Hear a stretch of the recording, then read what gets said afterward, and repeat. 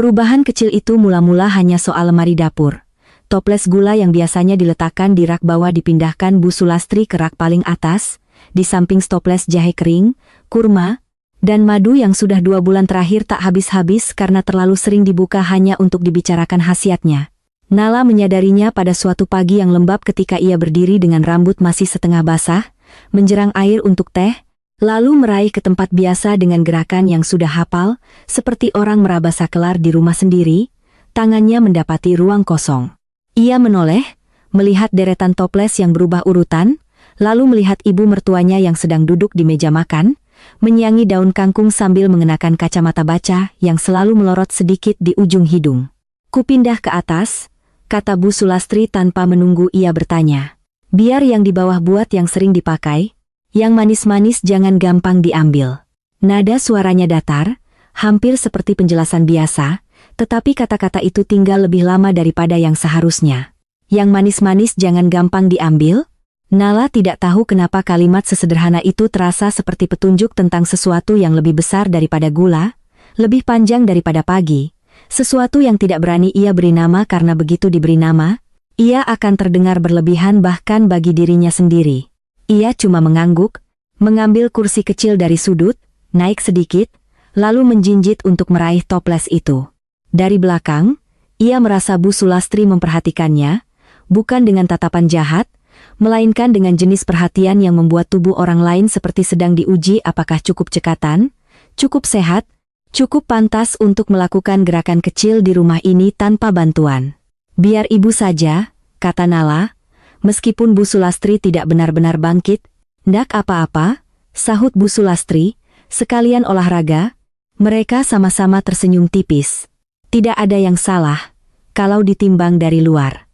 Bahkan sesudah Nala menuang gula ke dalam gelas Arif dan ke dalam gelasnya sendiri, meletakkan keduanya di meja, lalu membalik badan untuk mematikan api, rumah itu tetap tampak seperti rumah yang tenang. Kipas angin bergeser pelan, dari musala kecil di ujung gang terdengar sisa-sisa lantunan pengajian pagi, motor penjual sayur lewat dengan bunyi klakson pendek, dan Arif keluar dari kamar mengenakan kemeja kerja biru muda sambil mengancing manset dengan wajah yang belum sepenuhnya lepas dari kantuk.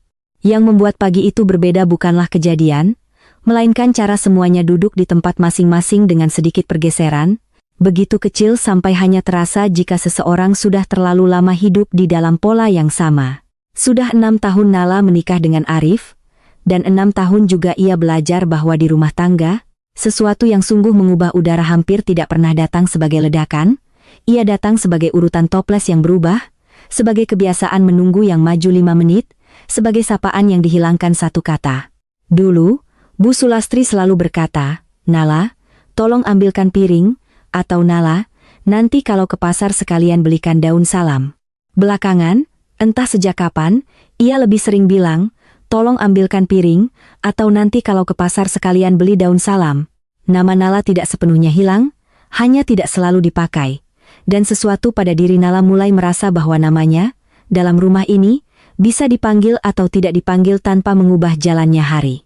Arif, yang seharusnya orang pertama menangkap hal-hal begini karena ia tumbuh bersama ibunya, justru tampak semakin rajin menghindari celah-celah kecil itu. Ia minum teh, melihat jam, memeriksa ponselnya, lalu berkata, "Hari ini aku mungkin pulang agak malam. Ada audit stok." Nala mengangguk.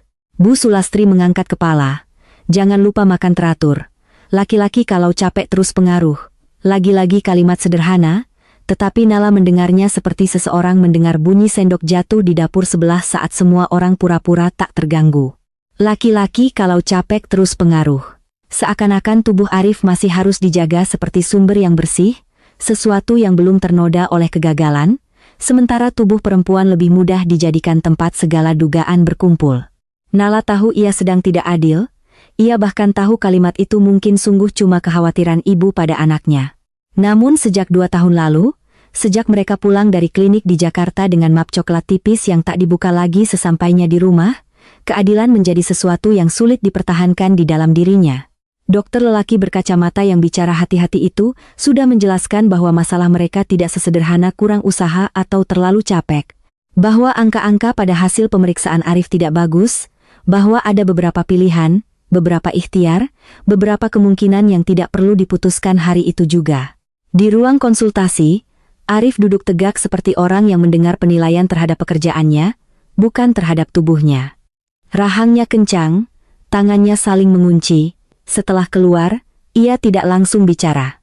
Di lift ia hanya menatap pintu stainless steel yang memantulkan bayangan mereka berdua. Lalu di parkiran ia baru berkata pelan, "Soal ini, biar kita simpan dulu, bukan permintaan. Bukan juga perintah." Kalimat itu diletakkan di antara mereka seperti benda pecah belah yang harus sama-sama dijaga. Di mobil, Nala menunggu tambahan penjelasan yang tidak datang. Yang ada cuma musik radio kecil-kecil dan hujan tipis yang membuat jalan pulang dari Jakarta terasa lebih panjang daripada biasanya. Beberapa hari kemudian, ketika Bu Sulastri bertanya lewat telepon bagaimana hasil pemeriksaan, Nala mendengar dirinya sendiri menjawab, "Katanya hormonku masih harus dibantu, Bu, dokter minta diet, istirahat, sama obat." Ia tidak sempat merundingkan kalimat itu dengan Arif. Kalimat itu keluar begitu saja. Mungkin karena suara Bu Sulastri di ujung telepon terdengar terlalu berharap, mungkin karena Nala tahu jenis diam yang akan jatuh kalau yang disebut adalah nama Arif, mungkin juga karena sebagian dari dirinya ingin persoalan itu lekas punya wadah yang jelas. Meskipun wadah itu harus berupa tubuhnya sendiri, Arif yang mendengar dari ruang tamu tidak menyela. Malamnya ia hanya bilang, "Kalau begitu dulu saja, dulu saja."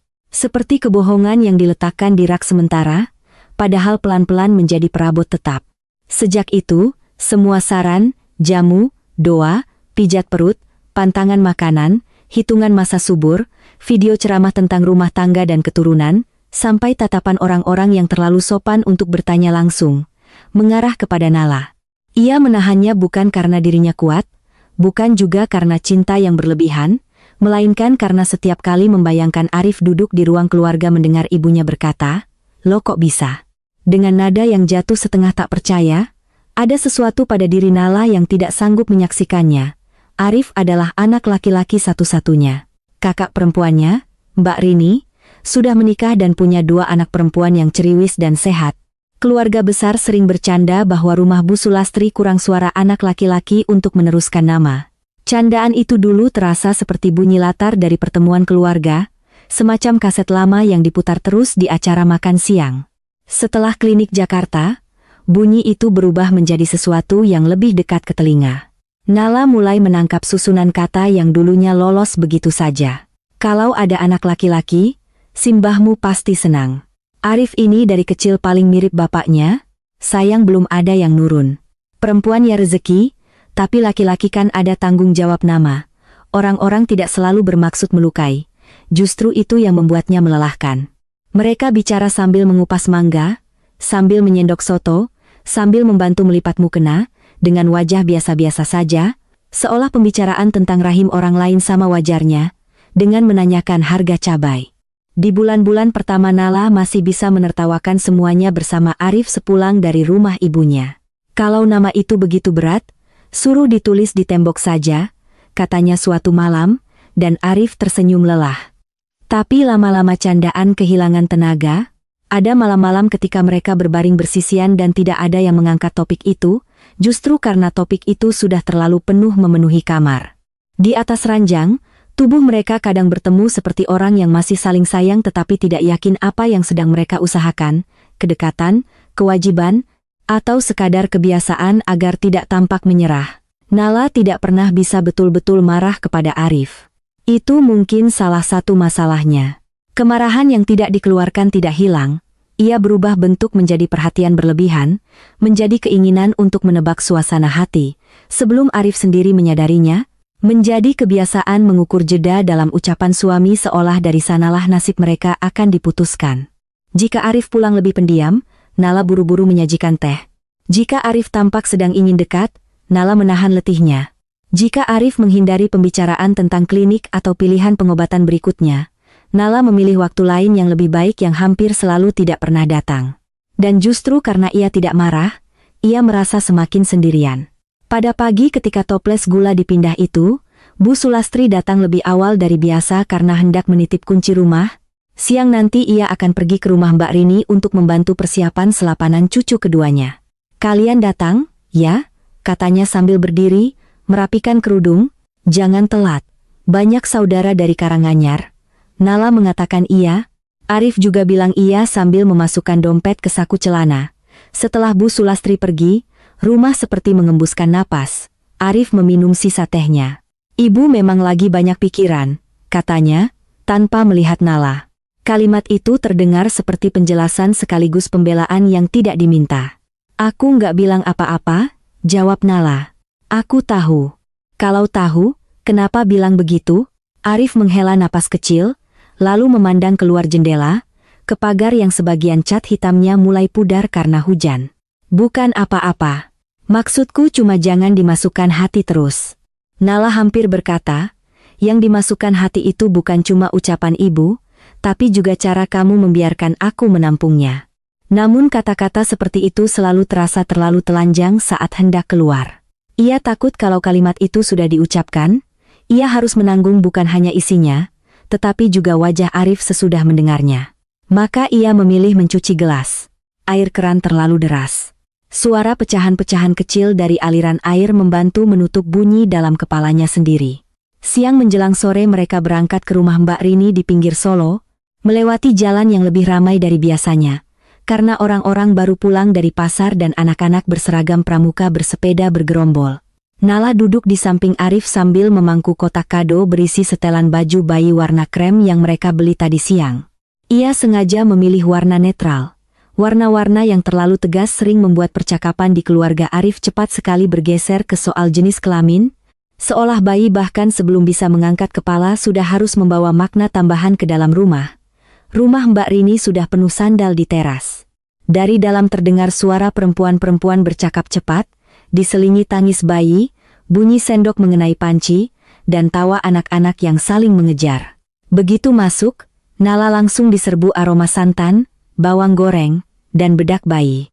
Mbak Rini yang wajahnya masih sedikit bengkak, karena kurang tidur menyambut sambil tersenyum lebar. Akhirnya datang juga, sini lihat adik baru. Ia menyerahkan bayi perempuan itu sebentar kepada Nala setelah orang-orang lain puas bergiliran menggendong. Tubuh bayi itu hangat, ringan, dan anehnya serius.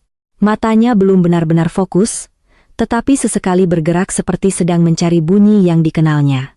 Nala selalu merasa ada sesuatu yang menenangkan sekaligus menyedihkan saat menggendong bayi orang lain, ketenangan karena tubuh sekecil itu menyerahkan beratnya tanpa curiga, kesedihan karena ia tidak tahu kepada siapa tepatnya rasa lembut itu harus dikembalikan ketika lengannya mulai pegal. Cocok ya, kata seorang tante dari pihak ayah Arif yang namanya Nala lupa. Tangannya Nala halus, bayi biasanya nyaman. Nala tersenyum, mungkin karena belum sering cuci popok, beberapa orang tertawa. Candaan aman. Ia sudah mahir membuat orang tertawa sebelum mereka sempat merasa kasihan. Namun aman tidak bertahan lama.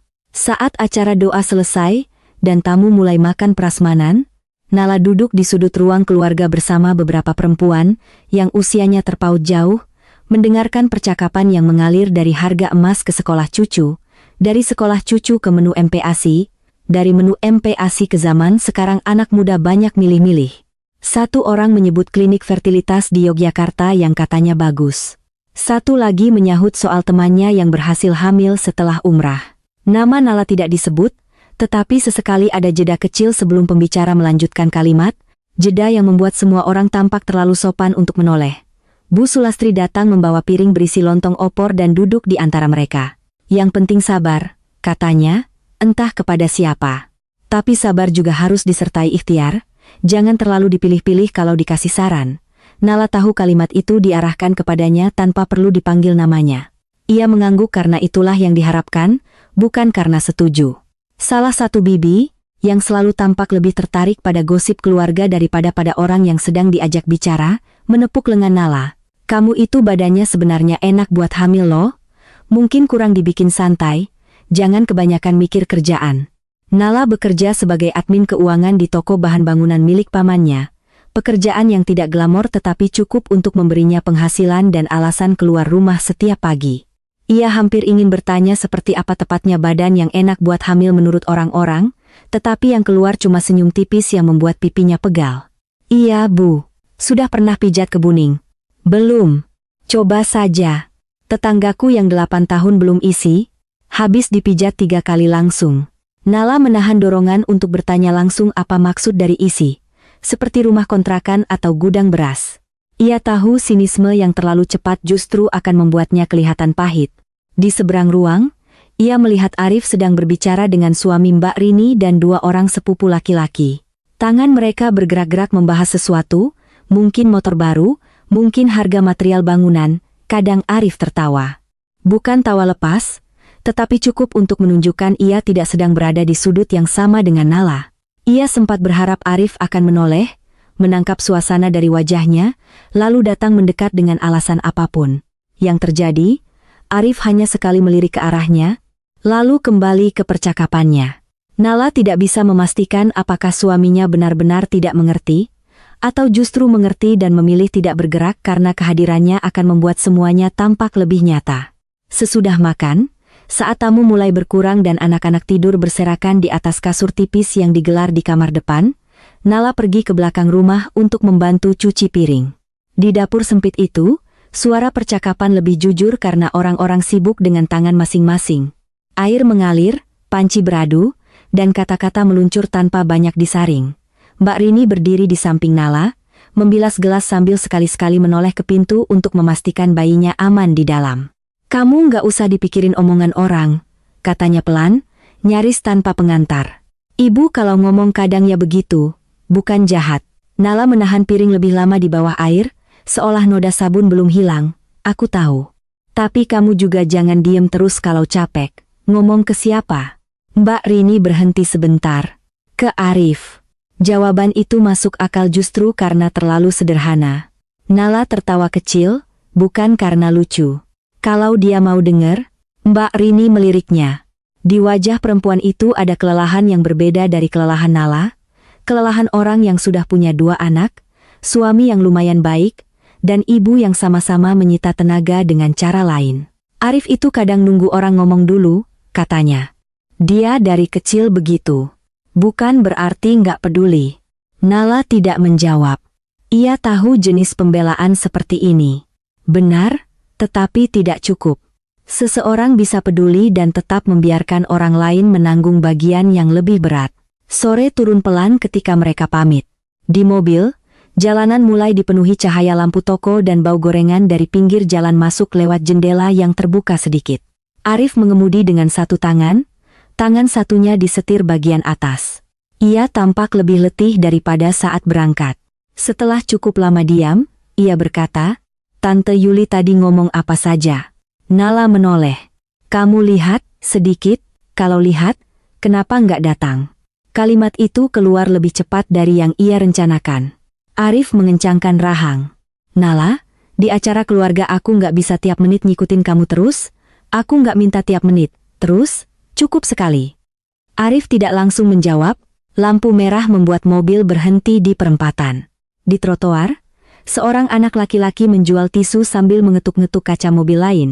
"Aku nggak tahu harus ngapain kalau kamu nggak kasih tanda," kata Arif akhirnya.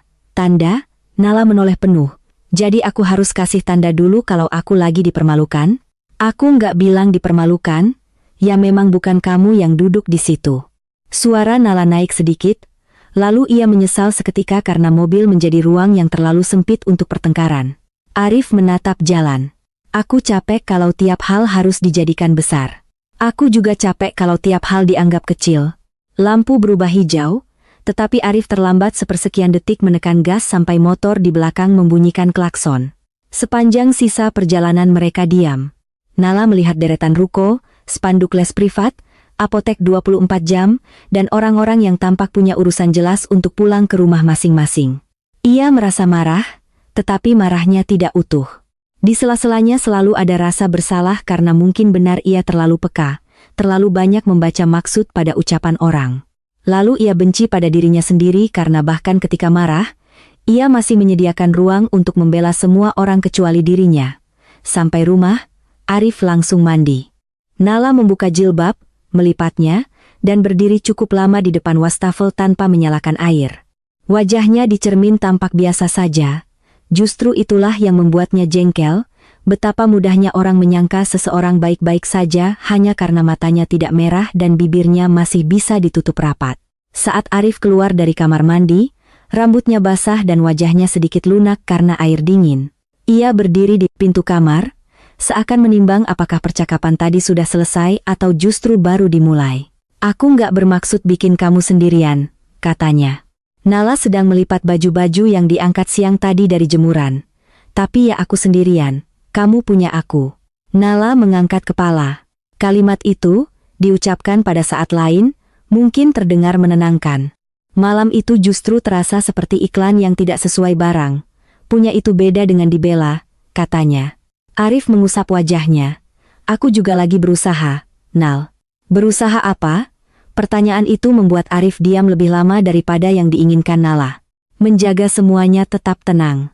Nala hampir tertawa. Bukan karena lucu, melainkan karena ia tiba-tiba mengerti sesuatu yang selama ini hanya bergerak kabur di pinggir pikirannya. Bagi Arif, menjaga semuanya tetap tenang adalah bentuk tanggung jawab. Bagi Nala, ketenangan itu sering terasa seperti lapisan tipis di atas air yang dalam.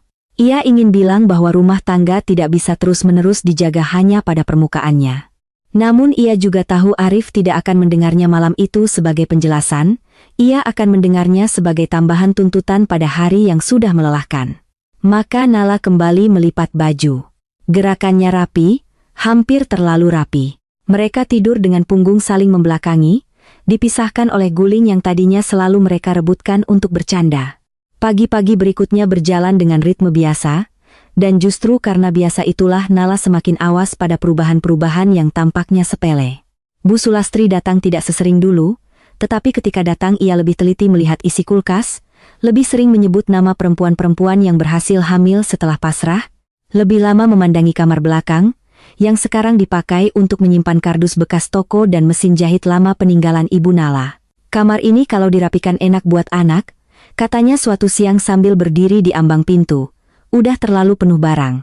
Nala yang sedang menyapu hanya menjawab, iya, nanti dirapikan. Sesudah Bu Sulastri pulang, ia masuk ke kamar itu dan berdiri di tengah-tengah debu tipis yang tampak melayang jika kena cahaya. Ada rak plastik berisi map, koper kecil, kardus gelas, 2 bantal cadangan, dan mesin jahit yang sudah lama tak dipakai karena Nala lebih sering memperbaiki baju langsung dengan tangan. Kamar itu memang mudah dibayangkan menjadi kamar anak. Cat dindingnya masih cukup terang, jendelanya menghadap pohon jambu tetangga, dan kalau sore ada garis cahaya yang jatuh miring di lantai keramik, lembut seperti gambar di brosur rumah. Tetapi justru karena mudah dibayangkan, kamar itu terasa kejam. Ia seperti ruang kosong yang terus-menerus ditunjuk, seolah ketiadaan bisa dibuat lebih sopan kalau diberi tempat. Nala menutup pintunya lagi. Malamnya, saat Arif makan sayur asem dan ikan goreng sambil menonton berita tanpa suara, Nala berkata, "Ibu tadi bilang kamar belakang enak buat anak." Arif mengambil sambal, "Ya memang. Kamu juga mikir begitu? Wajar kalau ibu mikir begitu?" Nala menunggu, tetapi tidak ada kalimat lanjutan. "Aku nanya kamu." Arif berhenti makan sesaat. "Aku nggak tahu harus jawab apa." "Jawab jujur, kalau jujur, ya aku juga kepikiran." Di luar rumah, tetangga menyalakan televisi keras-keras. Tawa acara komedi masuk samar lewat dinding. Nala menatap nasi di piringnya yang belum banyak berkurang. "Kepikiran kamar anak atau kepikiran aku nggak bisa ngasih?" Arif meletakkan sendok. "Kamu selalu bikin pertanyaan jadi jebakan, karena jawabanmu selalu nyari jalan keluar. Terus maumu apa?" Ada letih yang nyata di suara Arif sekarang, bukan sekadar defensif. Nala merasakan itu, dan justru karena merasakannya ia jadi semakin bingung antara lanjut atau berhenti. "Aku mau kita ngomong jelas," katanya akhirnya. "Tentang apa yang sebenarnya kita hadapi. Bukan cuma ke dokter, tapi juga ke rumah ini, ke ibumu, ke omongan orang." Arif menatap meja makan beberapa detik, lalu berkata, "Nggak semua hal harus diumumkan, aku nggak bilang diumumkan. Tapi kamu pengen apa? Aku cerita ke ibu kalau masalahnya ada di aku?" Kalimat itu akhirnya keluar. Datar, hampir tanpa emosi. Nala merasakan sesuatu mencengkeram dadanya, bukan karena kata-kata itu baru, melainkan karena untuk pertama kali Arif mengucapkannya keras-keras di rumah mereka sendiri. Ia menunggu selama ini bukan hanya pengakuan atas fakta medis, tapi pengakuan bahwa fakta itu memang hidup di antara mereka, bukan disimpan seperti barang rusak di gudang belakang. Aku pengin kamu setidaknya nggak membiarkan aku sendirian menanggung akibat dari kebohongan itu, kata Nala pelan. Arif tertawa pendek, pahit. Kebohongan itu juga melindungi kita. Kita, atau kamu? Pertanyaan itu membuat udara mengeras. Arif berdiri, membawa piringnya ke wastafel tanpa menjawab. Nala mendengar suara keran dibuka terlalu besar, piring diletakkan agak keras, lalu langkah Arif menuju teras depan. Ia tidak menyusul. Dari ruang makan, ia bisa melihat punggung suaminya duduk di kursi plastik dekat sepeda motor, satu siku bertumpu di lutut, wajah menghadap jalan gelap. Untuk sesaat Nala merasa kejam. Ia tahu pada bagian terdalam yang jarang dibicarakan, Arif mungkin menyimpan rasa malu yang tidak punya bahasa. Lelaki di sekelilingnya diajari bahwa banyak hal boleh gagal selama yang menyangkut kelelakian tidak disentuh. Nala mengetahui itu. Ia bahkan ikut menjaganya. Tapi pengetahuan tidak otomatis berubah menjadi kesanggupan untuk terus menampung. Malam itu ia tidur lebih cepat dari Arif, atau pura-pura tidur, dan ketika Arif masuk kamar kemudian, lampu dimatikan tanpa percakapan. Besok paginya, Arif berangkat kerja lebih pagi dari biasanya. Ia cuma bilang, "Aku sarapan di luar." Tidak ada pertengkaran lanjutan, tidak ada pintu dibanting, tidak ada ancaman. Justru itulah yang membuat seluruh hari Nala terasa seperti menunggu hujan yang tidak jadi turun. Di kantor pamannya, ia salah menjumlah 2 nota dan harus mengulang input dari awal. Ia lupa membalas pesan pelanggan soal kiriman semen. Ketika jam makan siang, rekan kerjanya, Desi, mengajaknya makan bakso di warung depan. Nala menolak dengan alasan tidak lapar, lalu menyesal karena penolakan kecil itu membuat Desi memandangnya lama. "Kamu nggak apa-apa?" tanya Desi. "Kurang tidur." Desi mengangguk, tidak memaksa. Kadang perhatian paling baik justru perhatian yang berhenti sebelum menjadi interogasi. Sepulang kerja, Nala mampir ke minimarket untuk beli deterjen.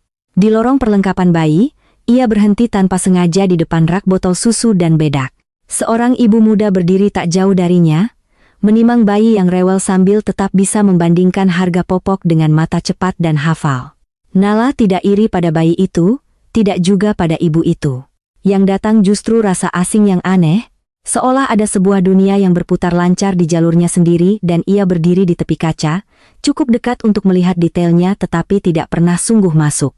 Saat sampai rumah, ia menemukan Arif sudah ada, sepatu kerjanya tergeletak rapi di dekat pintu, sesuatu yang biasanya hanya ia lakukan kalau sedang ingin terlihat baik-baik saja. Di meja makan ada 2 bungkus tahu kupat dari langganan mereka. "Aku beli ini," katanya ketika Nala masuk, suaranya hati-hati, "biar nggak masak." Nala mencuci tangan, mengganti baju, lalu duduk. Mereka makan dengan percakapan secukupnya, soal stok gudang, soal motor tetangga yang hilang spion, soal tagihan listrik yang naik. Perdamaian kecil yang diadakan dengan menu favorit. Nala ikut menjaga bentuknya, meskipun hatinya belum rapi. Setelah makan, Arif mengambil map coklat dari laci bufet. Untuk sesaat Nala tidak langsung paham, baru ketika ia melihat sudut map yang mulai melengkung, ia mengenali benda itu. Map dari klinik Jakarta. Benda yang 2 tahun ini berpindah tempat dari laci ke lemari, dari lemari ke rak paling atas, seolah cukup jauh dari pandangan akan membuat isinya kehilangan kuasa. Arif meletakkannya di meja tanpa mendorongnya ke arah Nala. "Tadi siang aku izin sebentar," katanya. "Aku ke dokter andrologi di Slamet Riyadi." Nala menatap map itu, lalu Arif. "Sendirian?" "Iya." "Kenapa nggak bilang?" Arif mengusap tengkuknya. "Karena kalau bilang, kamu pasti banyak nanya dulu sebelum aku siap jawab." Kejujuran itu terasa menjengkelkan justru karena ada benarnya. Nala menahan diri untuk tidak langsung membalas. "Terus?" Dia bilang perlu cek ulang. "Ada kemungkinan masih bisa dibantu, tapi yang gak instan, harus disiplin. Gaya hidup, obat, beberapa pemeriksaan lagi." Nala duduk diam, ada bagian dalam dirinya yang ingin lega, bukan karena masalah mereka mendadak jelas solusinya, melainkan karena untuk pertama kali Arif mengambil satu langkah tanpa harus didorong atau dilindungi. Tetapi bersama rasa lega itu datang sakit yang lain. Kenapa langkah itu diambil sendiri, setelah sekian lama, setelah tubuh dan harga dirinya telanjur dijadikan penyangga bagi banyak hal? "Kenapa sekarang?" tanyanya. Arif lama menjawab, "Karena aku dengar kamu tadi malam." Bukan jawaban romantis, bukan permintaan maaf. Hanya pengakuan bahwa sesuatu akhirnya menembus lapisan yang selama ini ia pasang rapat. Nala menunduk, melihat bekas kuah tahu kupat yang mengering di piring. Aku nggak tahu harus merasa apa. Aku juga. Mereka duduk cukup lama dengan map di tengah meja seperti orang ketiga yang sudah terlalu lama tinggal di rumah itu tanpa alamat jelas. Dari rumah sebelah terdengar bunyi mesin cuci. Seorang anak memanggil ibunya di gang. Jam dinding berdetak keras karena malam mulai sepi. Arif kemudian berkata, lebih pelan, aku belum siap ngomong ke ibu. Nala mengangkat mata. Tentu saja, ia sudah menduga kalimat itu akan datang. Hanya saja kali ini bunyinya tidak lagi seperti penolakan mutlak, melainkan seperti batas yang masih ingin dipertahankan sebisanya. Tapi aku juga tahu nggak adil kalau semua tetap ke kamu, lanjut Arif. Nala menunggu. Aku cuma butuh waktu buat ngerti caranya. Kata-kata itu tidak menyelesaikan apapun, bahkan sebagian dari Nala ingin menolaknya karena terdengar terlambat. Namun ia tidak bisa mengabaikan perubahan kecil dalam kalimat itu. Untuk pertama kali Arif menyebut ketidakadilan itu seolah milik bersama, bukan sekadar kepekaan berlebih dari pihak Nala. Ia mengangguk, sangat pelan. Aku capek, Rif. Aku tahu. Jangan cuma tahu. Arif menutup mata sebentar, lalu membuka lagi. Iya, barangkali itu bukan jawaban yang cemerlang. Barangkali terlalu pendek untuk menutup luka yang sudah bertahun-tahun dibiarkan setengah terbuka. Tetapi di dalam rumah yang terbiasa menunda, satu kata sederhana bisa terdengar seperti gerakan furnitur yang berat. Malam bertambah larut. Nala mengambil map itu, membukanya, melihat lagi angka-angka yang dulu ia baca sambil berusaha tampak tenang ngami Arif. Angka-angka itu masih sama, tetapi matanya kini membaca hal lain di sela-selanya. 2 tahun yang lewat, ucapan-ucapan yang ia telan, cara ia kadang membenci tubuh sendiri agar kebohongan mereka terasa lebih masuk akal, dan cara Arif barangkali juga diam-diam membenci dirinya dalam bahasa yang tidak pernah diajarkan kepadanya. Ketika ia menutup map itu kembali, perasaannya tidak menjadi ringan, hanya lebih jujur.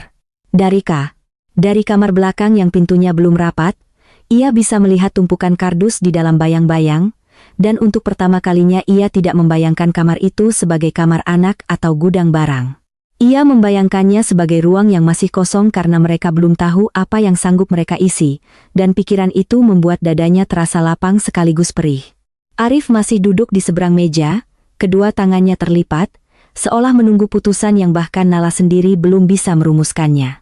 Di antara mereka tidak ada pelukan, tidak ada tangis yang meledak, tidak ada kalimat besar tentang melewati semuanya bersama-sama. Yang ada hanya malam yang terus berjalan, suara kipas angin, dan kenyataan bahwa sesudah sekian lama, sesuatu yang kecil akhirnya benar-benar bergeser, meskipun belum jelas kemana mereka akan terbawa olehnya. Pagi berikutnya tidak terasa seperti permulaan yang baru, melainkan seperti rumah yang diam-diam sudah digeser beberapa senti saat semua orang tidur, dan ketika bangun orang hanya merasa telapak kakinya perlu menyesuaikan diri lagi dengan lantai. Nala terjaga lebih dulu karena suara motor tukang roti di ujung gang, udara masih dingin tipis, dan dari celah gorden masuk warna abu-abu yang belum sepenuhnya pagi. Di sampingnya, Arif tidur miring membelakangi jendela dengan satu tangan terlipat di bawah bantal, posisi yang selalu dipakainya kalau pikirannya belum selesai meskipun matanya tertutup. Nala memandangi punggung suaminya agak lama, bukan dengan lembut seperti perempuan yang sedang mengagumi laki-laki yang dicintainya, juga bukan dengan marah seperti perempuan yang merasa dikhianati, melainkan dengan jenis perhatian yang lebih melelahkan. Perhatian seseorang yang sedang berusaha mengukur jarak baru dalam hubungan yang masih memakai perabot lama. Ia bisa mengingat dengan jelas meja makan malam tadi, map coklat itu, cara Arif mengatakan aku dengar kamu tadi malam, dan cara kalimat itu tinggal di kepalanya sampai tidur tanpa pernah betul-betul menjadi penghiburan. Ia tidak ingin meremehkan langkah Arif. Ia juga tidak mau terlalu cepat memuliakannya. Selama ini ia hidup terlalu lama di antara dua kebiasaan yang bertolak belakang mengecilkan rasa sakit sendiri agar rumah tetap utuh, lalu diam-diam membesarkan sedikit perhatian dari Arif agar dirinya punya alasan untuk bertahan. Pagi itu ia merasa harus belajar bentuk ketiga yang belum dikenalnya, menerima bahwa sesuatu memang bergeser tanpa buru-buru menyebutnya penyelesaian. Ia bangun pelan, menyelipkan kaki ke sandal, dan menuju dapur, toples gula masih di rak atas. Entah kenapa, Melihat benda itu di tempat yang sama membuatnya merasa lebih tenang daripada yang logis. Ia mengambil kursi kecil, menaikinya, lalu berhenti sebentar dengan toples di tangan. Dulu, ia mungkin akan memindahkannya kembali ke rak bawah saat rumah sepi, tindakan kecil yang hanya berguna untuk mengembalikan ilusi bahwa ia masih bisa mengatur sesuatu. Kali ini ia tidak jadi. Ia menuang gula secukupnya, membuat teh untuk 2 orang, lalu meletakkan 1 gelas di meja samping tempat Arif biasa duduk. Saat Arif keluar kamar beberapa menit kemudian, rambutnya masih acak dan matanya sedikit bengkak, tetapi ia tampak lebih ringan daripada 2 malam sebelumnya. "Kamu bangun cepat," katanya. "Kebiasaan." Arif duduk, mencicipi teh, lalu menatap gelas itu seolah hendak mengatakan sesuatu yang lain. Nala menunggu. "Aku kepikiran," katanya akhirnya. "Mungkin minggu depan aku ambil cuti setengah hari. Kita ke dokter bareng." Kata "kita" dalam kalimat itu membuat sesuatu pada diri Nala bergerak, kecil tetapi nyata. Selama ini urusan pemeriksaan, jadwal obat, membaca artikel, dan mengingat tanggal selalu tampak jatuh ke pangkuannya, bahkan ketika hasil akhirnya menyangkut mereka berdua. Ia ingin bertanya kenapa baru sekarang, tetapi pertanyaan itu terasa seperti pisau yang terlalu cepat ditarik dari sarung. Maka ia hanya mengangguk. "Bisa." Arif menatapnya lagi, mungkin menunggu reaksi yang lebih besar, lalu menurunkan pandangan ke teh. "Kalau kamu mau nanti aku yang cari jadwalnya." "Iya." "Iya saja." Nala hampir tersenyum. "Kalau aku terlalu senang, nanti kamu kaget." Untuk pertama kalinya dalam beberapa hari, Arif tertawa pendek. Tawa itu tidak menyelesaikan apapun, tetapi cukup untuk membuat bahu Nala turun sedikit. Namun seperti biasa, perasaan yang datang kepadanya tidak tunggal. Bersama kelegaan itu ada juga sesuatu yang lebih gelap dan tidak enak diakui. Rasa kesal karena satu kalimat sederhana dari Arif sudah mampu mengubah udara di rumah ini, seolah ukuran tenaga yang dibutuhkan laki-laki untuk disebut berusaha memang selalu lebih kecil daripada tenaga yang dikeluarkan perempuan untuk sekadar tidak runtuh. Ia tidak bangga memikirkan itu. Ia pun tahu membandingkan beban dengan cara begini tidak akan membawa mereka kemana-mana. Tetapi kejengkelan yang jujur seringkali tidak punya tata krama. Ia tinggal di dalam tubuh lebih dulu sebelum sempat disusun menjadi pendapat yang sopan.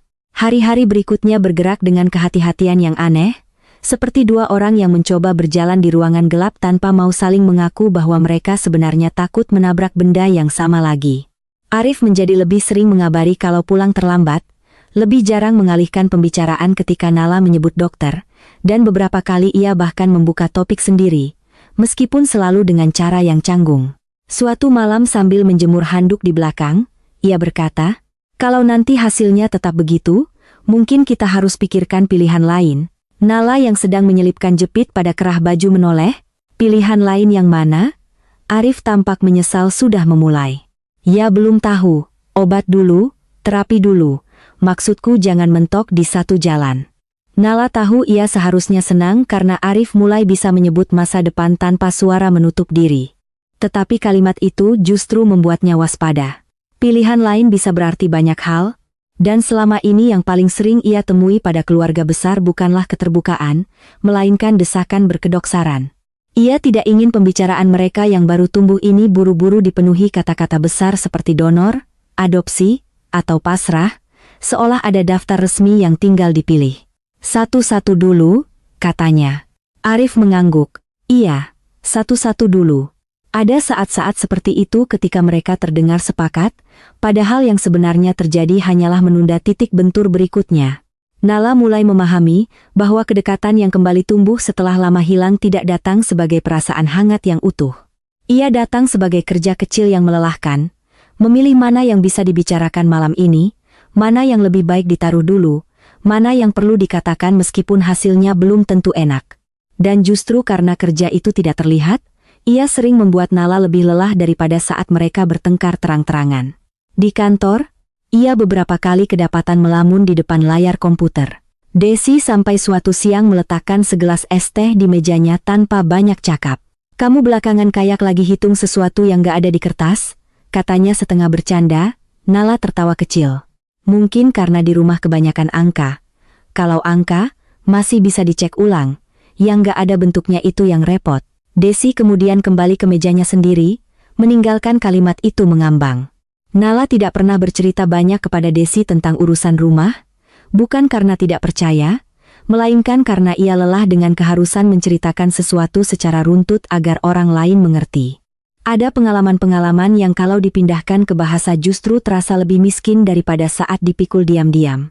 Lagi pula, setiap kali ia mencoba membayangkan menjelaskan bahwa suaminya baru mulai bicara tentang hasil pemeriksaan setelah 2 tahun membiarkannya menanggung omongan orang, Nala tidak tahu harus menempatkan dirinya sebagai pihak yang dikecewakan, pihak yang memaklumi, atau pihak yang ikut salah karena menyetujui kebohongan itu sejak awal. Kadang ia merasa semua peran itu menempel bersamaan, membuat dirinya sulit dilihat jelas bahkan oleh dirinya sendiri. Bu Sulastri datang lagi pada Sabtu siang dengan membawa sayur lodeh dan sambal tempe di rantang tingkat. Sejak awal memasuki rumah, perempuan itu tampak sedang dalam suasana hati yang cukup baik. Ia bercerita tentang pengajian, harga bawang yang naik turun, dan cucu Mbak Rini yang sekarang sudah mulai tertawa kalau diajak bicara. Nala membantu menuang sayur ke mangkuk, menata piring, dan mendengarkan seperlunya. Ia menyadari dirinya kini lebih peka pada kehadiran ibu mertuanya bukan semata karena takut disinggung, tetapi karena ada semacam ketegangan baru. Arif kini membawa rahasia itu sedikit lebih terbuka di dalam dirinya, dan Nala tidak tahu bagaimana rahasia yang nyaris disebut itu akan mengubah cara mereka bertiga duduk dalam satu meja. Saat makan siang, Bu Sulastri sempat berkata, "Minggu depan ada tetangga jauh yang anaknya baru lahiran setelah lama nunggu. Saya diajak jenguk. Kasihan dulu orang-orang sudah ngomong macam-macam, ternyata sekarang dikasih juga." Nala merasakan punggungnya kaku meskipun wajahnya tetap biasa. Ia menunggu Arif, entah untuk bergerak, menyela, atau setidaknya membelokkan pembicaraan. Yang dilakukan Arif adalah mengambil sendok sayur, menambahkan lodeh ke piring ibunya, lalu berkata, "Ibu nanti pulangnya jangan kemalaman." Dari luar, itu mungkin tampak sebagai perhatian anak kepada ibu. Di telinga Nala, kalimat itu terdengar seperti pintu yang sengaja ditutup pelan sebelum sesuatu sempat masuk. Perasaan kecewa yang datang padanya tidak lagi meledak seperti dulu. Ia justru lebih dingin, dan karena dingin itu ia terasa lebih luas. Ia bisa tetap mengunyah, tetap duduk tegak, tetap bertanya apakah sambalnya kurang asin, namun di dalam, ada bagian dirinya yang mulai berhenti menunggu Arif spontan menjadi orang yang selama ini ia harapkan. Sesudah makan, Bu Sulastri tidur siang di kamar depan. Arif dan Nala membereskan meja makan berdua. Piring-piring ditumpuk, sisa lauk masuk kulkas, dan mereka bergerak di dapur tanpa saling melihat. "Tadi kamu bisa ngomong," kata Nala akhirnya, pelan agar tidak terdengar sampai kamar depan. Arif mencuci tangan lebih lama daripada perlu. "Ngomong apa? Apa saja, Nala?" "Apa? Jangan mulai." Dua kata itu, "jangan mulai," punya sejarah panjang dalam rumah tangga mereka. Kadang dipakai saat hal yang hendak dibahas memang berisiko membesar, kadang dipakai hanya karena salah satu dari mereka tidak siap mendengar. Selama bertahun-tahun Nala lebih sering menurut ketika mendengarnya. Kini ia justru merasa muak, bukan pada kalimatnya saja, tetapi pada betapa otomatis tubuhnya dulu bereaksi terhadapnya. "Aku nggak mulai," katanya. "Aku cuma capek melihat kamu selalu memilih saat aman untuk kelihatan berubah." Arif menatapnya cepat, lalu menoleh ke arah kamar depan, khawatir ibunya terbangun. "Bukan soal aman." "Lalu soal apa? Aku belum bisa." "Kapan bisa?" Arif menarik napas. "Aku nggak tahu." Jawaban itu begitu jujur sekaligus menyebalkan, sampai Nala tidak menemukan apa-apa untuk dipukul balik. Justru karena Arif tidak membela diri dengan alasan muluk, ia terdengar lebih manusiawi dan lebih rapuh. Dan justru karena itu, Nala makin sulit memutuskan bagaimana ia harus menempatkan kemarahannya. Jika yang ia hadapi adalah laki-laki kejam, barangkali semuanya akan lebih sederhana. Yang ia hadapi adalah Arif, laki-laki yang kadang lembut, sering menghindar, tidak pandai menahan malu, dan tidak cukup berani untuk langsung berdiri di sampingnya ketika rasa malu itu menyentuh harga diri sendiri. Nala benci betapa ia masih bisa memahami suaminya. Memahami seringkali terasa seperti bentuk pengkhianatan kepada diri sendiri, padahal tanpa memahami pun orang tetap bisa terluka. Malam hari setelah Bu Sulastri pulang, Arif mengusulkan mereka makan di luar. Warung soto langganan di dekat alun-alun cukup ramai, lampunya terang, dan kursi-kursi plastiknya sudah penuh keluarga-keluarga yang datang dengan anak kecil, pasangan muda, pegawai kantor yang masih mengenakan kartu identitas di leher. Nala memilih duduk menghadap jalan. Ia suka melihat orang lalu lalang saat pikirannya sesak. Gerak orang asing kadang membantu merapikan bunyi di kepala. Mereka memesan soto ayam, kerupuk, dan es jeruk. Untuk beberapa saat pembicaraan mereka biasa saja. Lalu Arif, tanpa melihat Nala, berkata, "Aku tahu kamu nunggu aku ngomong di depan ibu." Nala meletakkan sendok. "Aku nggak nunggu kamu mengaku saat itu juga. Tapi kamu nunggu aku berdiri di situ." "Iya?" Arif mengangguk kecil, seolah menerima tuduhan yang memang sudah ia ketahui. "Aku takut kalau sekali dibuka, semuanya berubah." Nala melihat wajah suaminya yang memantulkan cahaya lampu putih warung. Di bawah sorot seperti itu, wajah orang sering tampak lebih lelah daripada aslinya. "Semuanya memang sudah berubah," katanya. "Cuma kamu masih berharap perubahan itu bisa dipilih waktunya." Arif diam cukup lama sampai mangkuk sotonya mulai kehilangan uap. "Kalau ibu tahu," katanya kemudian, "aku nggak yakin dia akan diam seperti yang kamu bayangkan." Nala tertegun. "Maksudmu?" "Aku nggak bilang dia jahat. Tapi ibu punya cara sendiri kalau kecewa." Kalimat itu membuat Nala merasa seperti baru melihat sudut lain dari benda yang sudah lama ada di rumah namun tak pernah diperhatikan. Selama ini ia mengira Arif sekadar melindungi harga dirinya sebagai laki-laki di hadapan ibu dan keluarga. Ia tidak sungguh mempertimbangkan bahwa di dalam ketakutan Arif mungkin ada juga ingatan lebih lama, lebih tua, yang tidak sepenuhnya tentang urusan mereka. Bu Sulastri memang tidak galak dalam pengertian umum. Ia tidak suka berteriak. Ia justru lebih sering membuat orang merasa kecil dengan ketenangan, dengan cara diam, dengan kebiasaannya memindahkan prioritas hidup orang lain ke tempat yang menurutnya tepat. Arif mungkin mengenal sisi itu lebih dalam daripada siapapun. Nala tidak langsung menjadi lunak karenanya. Ia hanya merasa arah marahnya sedikit bergeser. "Jadi selama ini kamu biarkan aku di depan karena kamu takut berdiri di depan sendiri?" tanyanya. Arif menatap meja. "Mungkin." Jawaban itu sangat pelan, hampir seperti sesuatu yang luput jika warung sedang lebih bising. Nala menelan ludah, ada dorongan untuk berkata kejam, untuk membalas setepat lukanya, tetapi yang muncul justru rasa letih yang amat tua. "Harusnya kamu bilang dari dulu," katanya. "Aku juga baru bisa mikir begitu belakangan." Nala percaya sekaligus tidak percaya. Dalam banyak hal, orang memang sering terlambat memahami diri sendiri.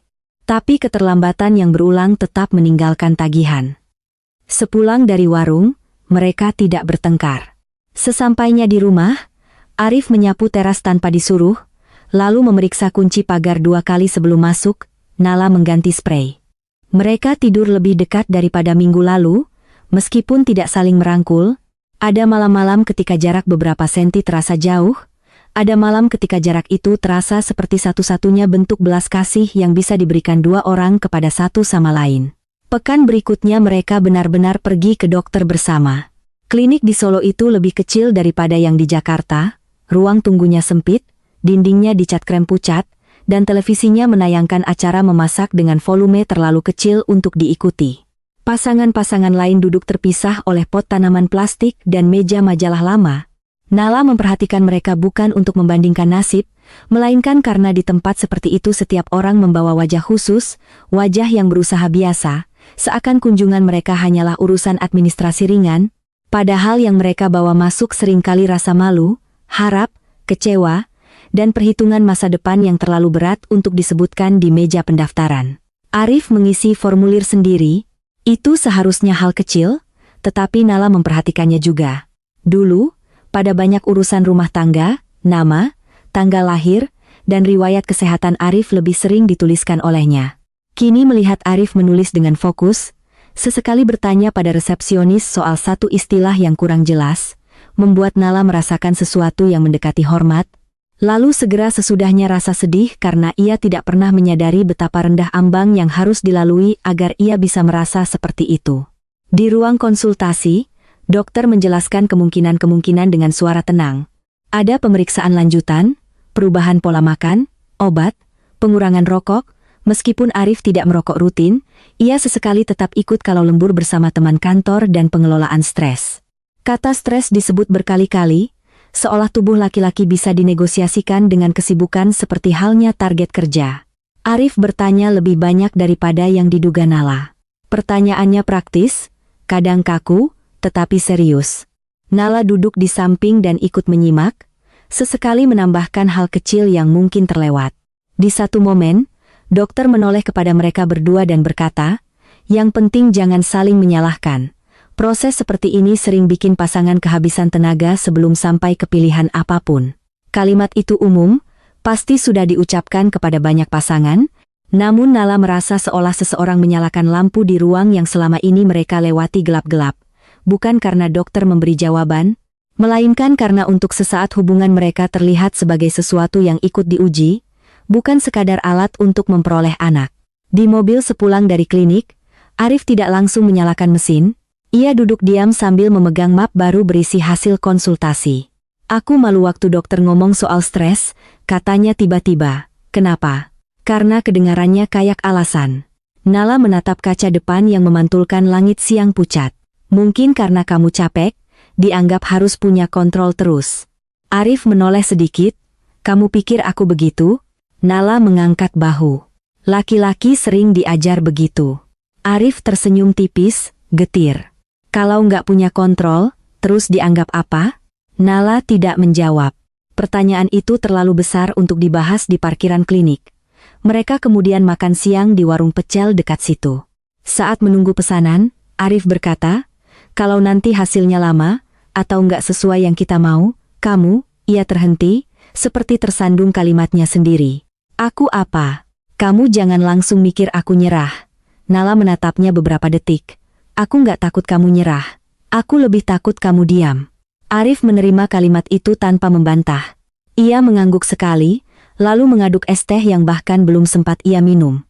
Perubahan terbesar sesudah kunjungan ke dokter justru bukan pada keputusan besar, melainkan pada kebiasaan-kebiasaan kecil di rumah. Arif mulai mengurangi kopi malam, tidur lebih cepat, dan beberapa kali menolak ajakan lembur tambahan yang sebenarnya bisa menambah uang saku. Ia juga lebih sering berada di dapur, bukan untuk membantu dengan cara yang mengesankan, tetapi untuk berdiri di dekat Nala sambil bertanya, "Ada yang bisa kuambil? Atau bawang ini cukup 2?" Pertanyaan-pertanyaan seperti itu, dulu, mungkin akan membuat Nala tersentuh. Sekarang ia lebih hati-hati. Ia menghargainya, ya, tetapi ia tidak lagi mau buru-buru menjadikan perubahan-perubahan kecil sebagai bukti mutlak bahwa semuanya akan baik. Kehati-hatian itu bukan berarti ia makin dingin. Justru sebaliknya, ia sedang berusaha mencintai dengan ukuran yang lebih jujur, yang tidak menuntut orang berubah sekaligus dan tidak pula membiarkan dirinya puas dengan serpihan. Suatu sore ketika mereka sedang melipat pakaian di ruang tengah, Arif berkata, "Besok ibu minta kita makan siang di rumahnya." Nala melipat kaus lebih lambat. "Ada apa?" "Nggak ada," katanya kangen. Mereka berdua tahu keluarga jarang mengundang makan siang tanpa lapisan maksud lain, meskipun maksud itu belum tentu buruk. Bisa soal cucu, soal tanah, soal titip uang kepada saudara, soal siapa yang tidak hadir di pengajian minggu lalu. Nala mengangguk. "Ya sudah." Arif memandangi tumpukan pakaian yang belum terlipat. "Kalau nanti ada apa-apa, aku tahu," potong Nala. "Kamu belum bisa?" Arif menghela napas. "Aku lagi coba." "Iya." Kali ini ia yang keluar dari mulut Nala tidak datar. Ada lelah, ada ejekan kecil yang segera ia sesali. Wajah Arif mengeras sesaat, lalu ia kembali melipat celana. Nala ingin menarik ucapannya, tetapi tidak jadi. Ada saat ketika penyesalan harus dibiarkan tetap terasa agar orang tidak terus-menerus menghaluskan diri sampai suaranya hilang. Keesokan harinya, rumah Bu Sulastri lebih rapi daripada biasa, tanda bahwa ia sedang menanti seseorang dengan pikiran penuh. Taplak meja diganti, vas plastik di ruang tamu dipindah ke dekat jendela, dan toples rengginang tersusun simetris di atas meja kaca. "Mbak Rini tidak datang," katanya. "Anak-anak sedang pilek ringan dan lebih baik di rumah." Ketiadaan orang lain membuat makan siang itu lebih sunyi dari dugaan. Setelah makan, saat mereka pindah ke ruang tamu dan Bu Sulastri menyeduhkan teh, Nala mulai merasakan sesuatu mengumpul. Perempuan itu duduk tegak di kursi kayu, menatap kebun kecil di depan rumah beberapa detik, lalu berkata, "Ibu ini sudah tua. Bukan mau mengatur, tapi kalau ada hal-hal yang perlu dipikirkan, ya sebaiknya jangan terlalu lama." Kalimat pembuka yang rapi, Nala merasakan telapak tangannya lembab meski cuaca tidak panas. Arif duduk di sampingnya, tubuh sedikit condong ke depan. "Maksud ibu?" tanyanya. Bu Sulastri menoleh. "Ya, soal kalian. Soal rumah tangga. Soal masa depan." Ia berhenti sejenak, mungkin mengukur apakah kata berikutnya akan jatuh terlalu keras. "Ibu pernah dengar, sekarang banyak yang kalau susah punya anak ya cari jalan lain. Entah adopsi, entah." Ia tidak melanjutkan, tetapi ruang kosong sesudah entah terasa penuh. Nala mendengar darahnya sendiri di telinga. Ia tidak tahu mana yang lebih menusuk, bahwa Bu Sulastri akhirnya mengakui ada masalah, atau bahwa bahkan pengakuan itu masih mengambil jalur memutar, seolah sumber kesulitan mereka tetap tidak layak dipandang langsung. Arif belum bicara. Dari sudut mata, Nala bisa melihat jari-jari suaminya menegang di atas lutut. "Ibu nggak perlu cemas dulu," katanya akhirnya. Suaranya stabil, tetapi terlalu stabil. "Kami lagi periksa." Bu Sulastri mengangguk pelan, seakan itu informasi yang sudah ia duga. "Periksa itu baik. Tapi hidup juga jalan terus." Nala menunggu. Arif juga menunggu. Lalu Bu Sulastri, dengan nada yang tetap lembut, berkata, "Ibu cuma nggak mau kalian menunggu sesuatu yang belum tentu, sampai nanti terlambat buat memutuskan." Nala tahu kata terlambat bukan sekadar tentang umur. Kata itu memuat banyak hal, posisi Nala sebagai istri, posisi Arif sebagai anak laki-laki satu-satunya, dan mungkin juga bayangan Bu Sulastri tentang rumah yang kelak akan sunyi dengan cara yang tidak ia kehendaki.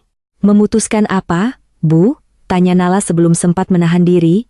Bu Sulastri menatapnya, dan untuk sesaat rumah itu terasa sangat sunyi. "Ya, apapun yang terbaik," jawabnya. "Kalau memang perlu mengambil anak, ya dipikirkan. Kalau memang," lagi-lagi kalimat itu tidak selesai. Tetapi Nala kali ini cukup mengerti bahwa sebagian besar luka tidak memerlukan kata yang lengkap. Ia bisa hidup justru di potongan-potongan. Arif menggeser duduknya sedikit, gerakan kecil. Lalu, tanpa menatap ibunya langsung, ia berkata, "Masalahnya bukan di Nala." Kalimat itu jatuh ke ruangan dengan cara yang aneh, tidak keras, bahkan bisa dibilang nyaris pelan, tetapi semua benda di sekitar seolah ikut mendengarnya. Cangkir teh tetap di meja. Kipas angin tetap berputar. Seekor ayam dari rumah sebelah masih berkokok pendek, namun Nala merasa udara berubah kepadatan. Wajah Bu Sulastri tidak langsung menunjukkan apa-apa. Ia hanya berkedip sekali, lalu menatap Arif lebih lama daripada biasanya. "Maksudmu?" tanyanya. Arif kini menoleh, meskipun tidak sepenuhnya mengangkat kepala. "Yang diperiksa lebih banyak aku, Bu. Yang bermasalah juga di aku." Nala menahan napas. Ini bukan ledakan, bukan pengakuan heroik, bukan adegan yang selama ini ia bayangkan akan membuat dirinya lega. Justru karena kalimat itu diucapkan dalam bentuk yang begitu sederhana, tanpa pembelaan, tanpa narasi panjang, Nala merasakan campuran emosi yang nyaris membuatnya goyah, lega, sedih, takut, dan sesuatu yang menyerupai duka cita atas 2 tahun yang telah terlanjur dibentuk oleh diam. Bu Sulastri meletakkan cangkirnya. Tidak ada bunyi keras. "Sejak kapan?" tanyanya. "Sudah lama," jawab Arif. "Kenapa baru bilang?" Pertanyaan itu terdengar datar, tetapi Nala bisa mendengar lapisan di bawahnya. Bukan hanya kaget, melainkan juga tersinggung karena tidak diberi akses ke sesuatu yang menurutnya semestinya menjadi bagian dari kuasanya sebagai ibu. Arif mengusap kedua tangannya sekali. "Aku belum siap." Bu Sulastri menatap keluar jendela lagi. Jadi selama ini Nala yang, ia tidak menyelesaikan kalimat. Kali ini Nala tidak membutuhkan kelanjutannya. Yang aneh, ia tidak merasa menang. Ia juga tidak merasa dibela sepenuhnya. Ia justru melihat wajah Arif yang menegang menahan sesuatu. Dan mendadak ia tahu bahwa keberanian yang baru saja keluar dari mulut suaminya akan meminta ongkos yang tidak kecil. Bu Sulastri diam cukup lama, sampai kesunyian itu sendiri terasa seperti bentuk reaksi. Lalu ia berkata, "Ibu perlu waktu mikir." Kalimat itu tidak kasar. Bahkan terdengar lebih tenang daripada yang dibayangkan Nala dari ketakutan Arif. Tetapi Nala tahu beberapa jenis ketenangan justru lebih lama tinggal. Mereka tidak langsung pulang. Tidak ada yang menyuruh. Namun setelah beberapa menit percakapan kehilangan bentuk, Arif berdiri dan berkata mereka harus ke toko bangunan karena ada barang yang mau dicek. Alasan itu jelas dibuat tergesa, dan Bu Sulastri tidak membongkarnya. Ia hanya mengangguk, menyuruh hati-hati di jalan, lalu berdiri mengantar sampai teras seperti biasa. Di mobil, setelah pintu tertutup dan rumah itu mulai menjauh di kaca belakang, Arif memegang setir tanpa menyalakan mesin. Napasnya terdengar berat. "Aku ngomong," katanya, nyaris seperti tidak percaya. Nala menatap profil suaminya. Ada rasa sayang yang datang begitu tiba-tiba sampai terasa menyakitkan. Bukan sayang yang menutupi semua masalah, melainkan sayang yang justru hadir karena melihat orang yang dicintai akhirnya berdiri di tempat yang selama ini ia hindari. "Iya," jawab Nala. Arif tertawa sekali, sangat pendek, dan menggeleng. "Aku nggak tahu tadi suaraku kedengaran gimana." "Cukup," Arif menoleh. "Cukup, iya." Nala ingin bilang lebih dari itu, ingin mengatakan bahwa kalimat sederhana tadi membuka sesuatu yang selama ini mampat dalam dirinya, bahwa ia mungkin akan mengingat siang itu lama sekali. Tetapi ada juga bagian dalam dirinya yang masih belum tenang, yang belum mau membiarkan satu momen keberanian menutup semua bekas beban yang pernah ia tanggung sendirian. Maka ia memilih kata paling hemat yang tetap jujur. Arif menyalakan mesin. Mereka berkendara pulang tanpa radio. Sepanjang jalan, Nala melihat pertokoan, tukang buah, anak sekolah yang menunggu angkot, dan orang-orang yang menjalani hari biasa tanpa tahu bahwa di dalam mobil itu sesuatu baru saja diucapkan yang akan mengubah bentuk banyak percakapan setelah ini. Perubahan itu belum tentu baik, belum tentu cepat, namun tidak lagi bisa dibatalkan. Sesampainya di rumah, Arif langsung masuk kamar mandi dan lama tidak keluar. Nala duduk di meja makan, menatap map klinik yang tadi pagi dimasukkan Arif ke tas. Tangannya ingin gemetar tetapi tidak jadi. Ia merasa ringan sekaligus kosong, seperti orang yang habis mengangkat benda berat dan belum sempat merasakan pegal. Saat Arif keluar, rambutnya basah dan matanya merah tipis entah karena air atau yang lain. Ia duduk di kursi seberang tanpa berkata apa-apa. Cukup lama mereka hanya saling melihat sebentar-sebentar lalu mengalihkan pandang. Akhirnya Arif berkata, "Aku takut." Nala mengangguk, "Aku juga." "Takut ibu marah?" "Bukan cuma itu." Nala mencari kata-kata yang tidak terdengar terlalu dramatis. "Takut sesudah ini kita malah tahu bentuk sebenarnya dari semua yang selama ini cuma kita rasakan separuh." Arif menatap meja. "Mungkin memang harus begitu." Nala tidak menjawab. Ia tahu mungkin memang begitu. Tetapi mengetahui arah yang lebih jujur tidak serta-merta membuat orang siap menempuhnya. Menjelang malam, ponsel Arif berbunyi. Nama Bu Sulastri muncul di layar. Arif melihatnya cukup lama sampai dering hampir habis, lalu mengangkat. Nala tidak mendengar seluruh percakapan, hanya potongan-potongan pendek. "Iya, Bu." "Enggak, Bu, nanti dulu." "Aku ngerti." "Iya." Suara Bu Sulastri di seberang terlalu pelan untuk sampai ke telinganya. Ketika telepon selesai, Arif meletakkan ponsel tanpa segera bicara. "Ibu bilang besok dia mau ke sini," katanya. Nala merasakan kelelahan turun ke tubuhnya seperti hujan yang tidak bisa dihindari. "Sendirian?" "Iya." Mereka tidak membahas lebih jauh. Malam itu, untuk pertama kali setelah lama, Arif menggenggam tangan Nala saat lampu sudah dimatikan. Genggamannya tidak erat, lebih mirip orang yang memastikan ada sesuatu di sebelahnya agar ia tidak harus menghadapi gelap sepenuhnya sendiri. Nala membiarkannya. Ia tidak menggenggam balik kuat-kuat, juga tidak melepaskan. Dalam gelap seperti itu, banyak perasaan kehilangan bentuk tegasnya. Yang tersisa cuma hangat telapak, bunyi napas, dan kesadaran bahwa sesudah keberanian datang, yang menunggu bukanlah ketenangan, melainkan lapisan-lapisan lain yang selama ini tertahan di belakangnya.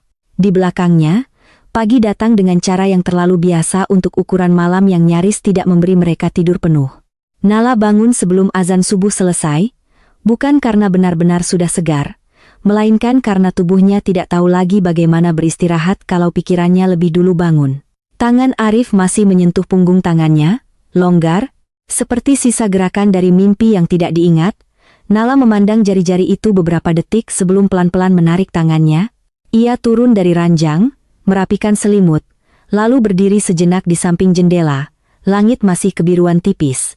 Dari rumah sebelah terdengar suara kran dibuka, lalu batuk kecil seorang lelaki tua yang hampir tiap pagi keluar pada jam yang sama. Di dapur, ia menanak nasi, memotong bawang, dan mencuci bayam sambil merasakan sesuatu yang belum tepat disebut takut, tetapi juga bukan lagi tegang seperti malam-malam sebelumnya. Barangkali setelah satu hal yang lama ditahan akhirnya diucapkan, tubuh tidak langsung tenang. Ia justru seperti menunggu bentuk luka berikutnya muncul lebih jelas. Nala tidak bisa memutuskan mana yang lebih ia benci. Menunggu sesuatu yang tak kunjung diucapkan, atau menunggu akibat dari sesuatu yang sudah telanjur diucapkan. Keduanya sama-sama membuat Hari kehilangan susunan yang wajar. Ketika Arif masuk ke dapur, rambutnya masih kusut dan matanya tampak sembab. Ia berdiri cukup dekat dengan pintu, seolah masih ragu rumah ini pagi ini memintanya untuk menjadi orang seperti apa. "Aku bikin teh," katanya. Nala mengangguk tanpa menoleh. Ia mendengar bunyi sendok mengenai gelas, dengusan kecil ketika air panas hampir tumpah, lalu langkah Arif yang tidak terburu-buru. Semuanya terdengar terlalu hati-hati, seperti kalau salah satu dari mereka bergerak sedikit lebih keras, percakapan yang belum terjadi itu akan jatuh dari langit-langit. "Kalau ibu jadi datang, kamu nggak usah ngomong banyak dulu," kata Arif akhirnya. Nala memindahkan bayam ke saringan. "Aku juga nggak ada niat ngomong banyak. Maksudku," Arif berhenti, mungkin mencari susunan yang tidak terdengar seperti mengatur. "Kalau ibu agak aneh, jangan langsung diambil semua ke hati." Nala menoleh kali ini. Wajah Arif tampak lelah, dan justru karena kelelahan itu membuatnya lebih jujur. Kalimat yang baru diucapkannya terdengar lebih jelas sebagai dirinya sendiri. Bukan kebiasaan membela ibu semata, melainkan cara lama bertahan hidup, mengurangi makna dari apapun sebelum benda itu sempat menyakitinya penuh-penuh. "Aku nggak bisa janji," kata Nala. "Aku tahu." Arif menyodorkan teh, tangan mereka sempat bersentuhan di gagang gelas. Sentuhan sekecil itu tiba-tiba terasa seperti sesuatu yang perlu diukur. Apakah masih ada kehangatan? Apakah hanya sisa kebiasaan? Apakah kedua hal itu memang tidak harus dipisahkan dengan tegas? Nala menerima gelasnya dan duduk di kursi meja makan. Arif tidak langsung duduk. Ia berdiri dulu, memandang halaman melalui jendela, lalu baru menarik kursi di seberang. "Semalam ibu nggak marah," katanya, lebih kepada meja daripada kepada Nala. "Mungkin belum," jawab Nala. Arif tersenyum tipis, bukan karena geli. "Iya. Mungkin belum. Tidak ada yang perlu ditambahkan." Beberapa jenis kebenaran hanya membuat orang sama-sama diam karena mereka tahu tak seorang pun betul-betul punya alat untuk memprosesnya secepat itu. Sesudah sarapan, Arif berangkat ke gudang meski hari itu seharusnya ia agak longgar. "Kalau aku di rumah dari pagi, aku malah kepikiran terus," katanya saat memakai sepatu. Nala mengerti. Ia juga tahu sebagian dari keputusan itu mungkin berisi keinginan untuk tidak menjadi orang pertama yang menyambut kedatangan ibunya nanti. Ia tidak menyalahkan Arif sepenuhnya, meskipun ia sempat merasakan kekecewaan kecil yang datang hampir otomatis. Begitulah belakangan ini, pengertian dan kejengkelan sering muncul bersamaan, membuat Nala lelah pada diri sendiri. Ia tidak bisa lagi marah dengan sederhana. Setiap kemarahan selalu disusul pengetahuan tentang dari mana kemarahan orang lain mungkin berasal, lalu pengetahuan itu membuatnya ragu apakah ia sedang tegas atau hanya kejam. Namun keraguan tidak pernah sungguh menghapus rasa sakit. Paling-paling hanya memtats katik itu tampak lebih tertib dari luar. Menjelang pukul 10, Bu Sulastri datang dengan kerudung warna coklat muda dan tas kain yang biasanya dipakainya kalau pergi tidak lama. Nala mendengar suara pagar dibuka, lalu bunyi sendal dinaikkan ke teras. Ia sedang menyapu ruang tengah dan sempat merasa aneh karena tangannya tetap bergerak rapi, seolah tubuhnya jauh lebih siap daripada isi kepalanya. "Masuk, Bu," katanya. Bu Sulastri menjawab salam, lalu duduk tanpa banyak basa-basi. Tidak ada rantang, tidak ada buah, tidak ada alasan kecil yang biasa menyertai kunjungan. Ketiadaan hal-hal itu justru membuat tujuan kedatangannya terasa lebih telanjang. Nala menyeduhkan teh.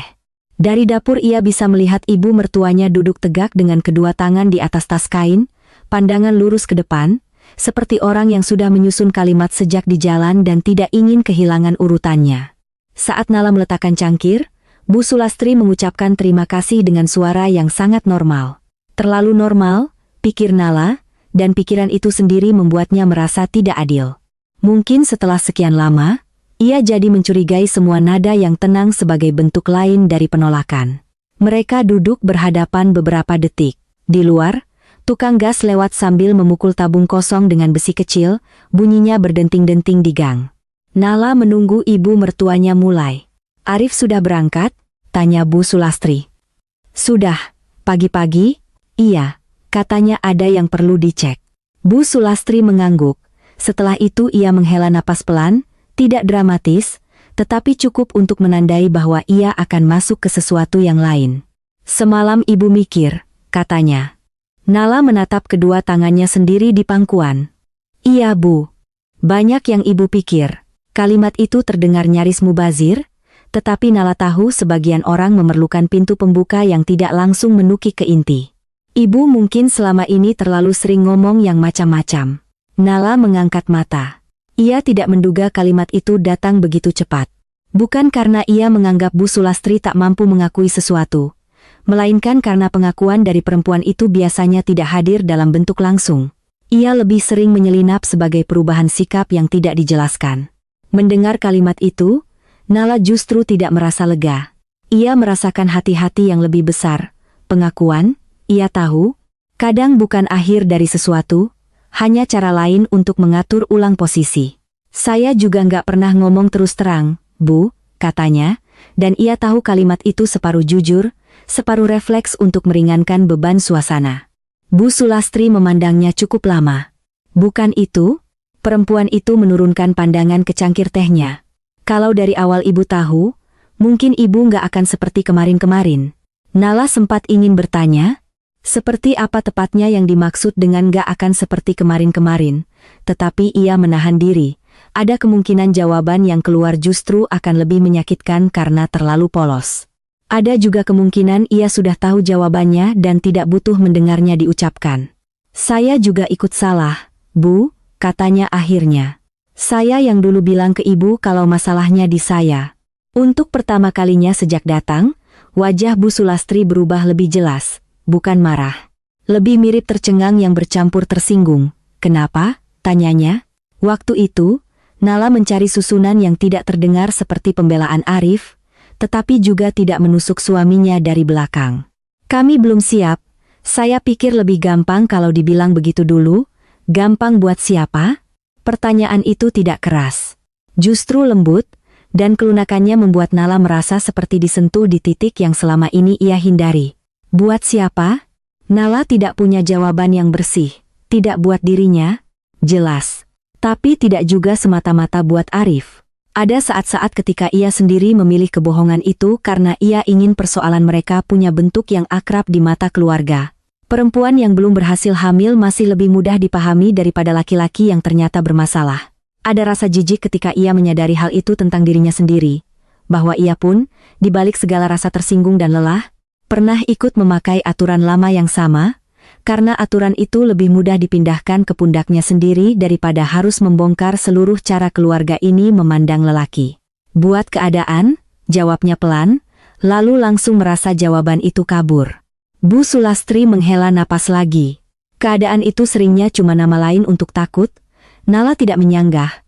Ia justru terdiam karena kalimat itu, untuk sesaat, terasa datang bukan dari ibu mertua yang suka menyisipkan saran di antara obrolan dapur, melainkan dari seorang perempuan yang mungkin lebih memahami rasa takut daripada yang selama ini ingin diperlihatkannya. Ibu marah? Tanya Nala, dan ia sendiri tidak yakin kenapa pertanyaan itu keluar. Bu Sulastri mengusap pinggir cangkir dengan ibu jari. Ke siapa? Balasnya. Nala tidak menjawab, memang itu inti masalahnya. Kemarahan jarang tinggal pada satu orang. Ia mengendap, berpindah, kadang malah mengeras di tempat yang salah hanya karena disitulah orang merasa paling aman meletakkannya. Bu Sulastri menatap ke arah pintu dapur yang terbuka. Ibu kaget, katanya. Namin? Kecewa juga, mungkin. Bukan cuma soal Arif, soal kalian gak cerita.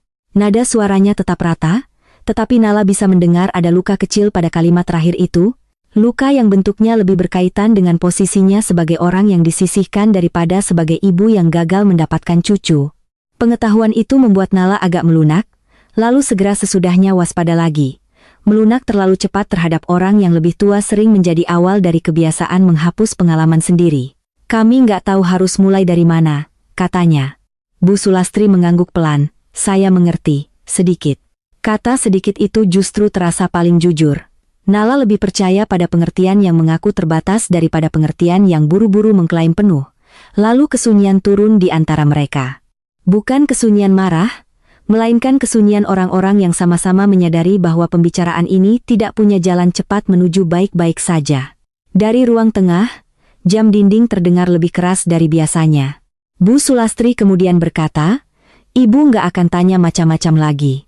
Kalimat itu membuat Nala menegakkan punggung sedikit. Ia tahu seharusnya ia merasa lega. Namun bersama kelegaan itu ada juga sesuatu yang susah dibela, kehilangan kecil yang pahit. Bertahun-tahun ia hidup dalam hubungan dengan ibu mertuanya yang penuh kalimat menyudutkan, tetapi juga penuh campur tangan yang membuat dirinya tetap terlihat sebagai bagian dari masa depan rumah ini, meskipun dengan cara yang melelahkan. Jika sekarang semua itu mendadak ditarik, apakah itu berarti ia akhirnya dihormati? Atau justru sedang digeser pelan keluar dari wilayah yang tak lagi diharapkan memberinya keturunan? Pikiran itu membuatnya malu. Ia membenci dirinya karena bahkan ketika orang berhenti menekannya, ia masih curiga pada bentuk kebaikan baru itu. Tapi kecurigaan juga punya sejarah. Ia tidak lahir dari udara kosong. "Terima kasih, Bu," katanya, dan ia tidak tahu apakah kata-kata itu cukup atau justru terlalu tipis. Bu Sulastri bangkit tidak lama kemudian, seolah memang hanya datang untuk menaruh sesuatu lalu pergi. Sebelum keluar, ia berhenti di dekat kamar belakang yang pintunya setengah terbuka. Pandangannya masuk sebentar ke dalam kardus-kardus, mesin jahit, rak plastik lalu beralih lagi tanpa komentar. Gerakan singkat itu saja sudah cukup membuat Nala merasakan dadanya mengencang. Ia tidak tahu, apakah Bu Sulastri sengaja menahan diri, atau memang tak ada lagi yang ingin dikatakan. Setelah pagar tertutup dan suara sandalnya hilang dari gang, rumah menjadi sangat sepi. Nala duduk kembali di kursi ruang tengah, menatap cangkir yang masih menyisakan sedikit teh. Ia seharusnya merasa lebih ringan. Sebagian dirinya memang ringan, tetapi ada juga bagian lain yang merasa seperti baru kehilangan sesuatu yang selama ini ingin ia singkirkan. Tekanan, jika berlangsung lama, kadang anehnya memberi bentuk pada hari-hari. Saat tekanan itu berkurang, yang muncul bukan semata damai, melainkan ruang kosong yang membuat orang harus menghadapi hal-hal lain yang sebelumnya tertutup olehnya. Kini, tanpa omongan Bu Sulastri yang terus-menerus bisa dijadikan sasaran jengkel, Nala lebih sulit menghindari kenyataan bahwa yang tersisa di tengah rumah ini adalah ia dan Arif dengan segala yang belum selesai di antara mereka. Siang itu Arif pulang lebih cepat. Wajahnya tampak tegang sejak masuk pagar, seperti orang yang sudah menyiapkan diri menerima kabar buruk dan belum tahu bentuknya. "Ibu datang?" tanyanya bahkan sebelum melepas sepatu. "Sudah pulang." "Ngomong apa?" Nala mengambil air minum untuknya. "Macam-macam, tapi nggak banyak." Arif menatapnya menunggu, dan Nala menyadari betapa sulitnya merangkum percakapan yang isinya justru banyak berada di sela-sela. "Ibu bilang dia kaget. Kecewa karena kita nggak cerita. Terus dia bilang gak akan tanya macam-macam lagi." Wajah Arif tidak langsung lega. Justru seperti makin bingung. "Gitu saja." "Gitu saja." Arif duduk pelan. "Aneh." "Iya." Mereka saling menatap, dan untuk sesaat, Nala merasa mereka seperti dua orang anak yang baru saja dikembalikan ujian dengan nilai yang tidak jelek tetapi tanpa tahu bagaimana membacanya. "Kamu percaya?" tanya Arif.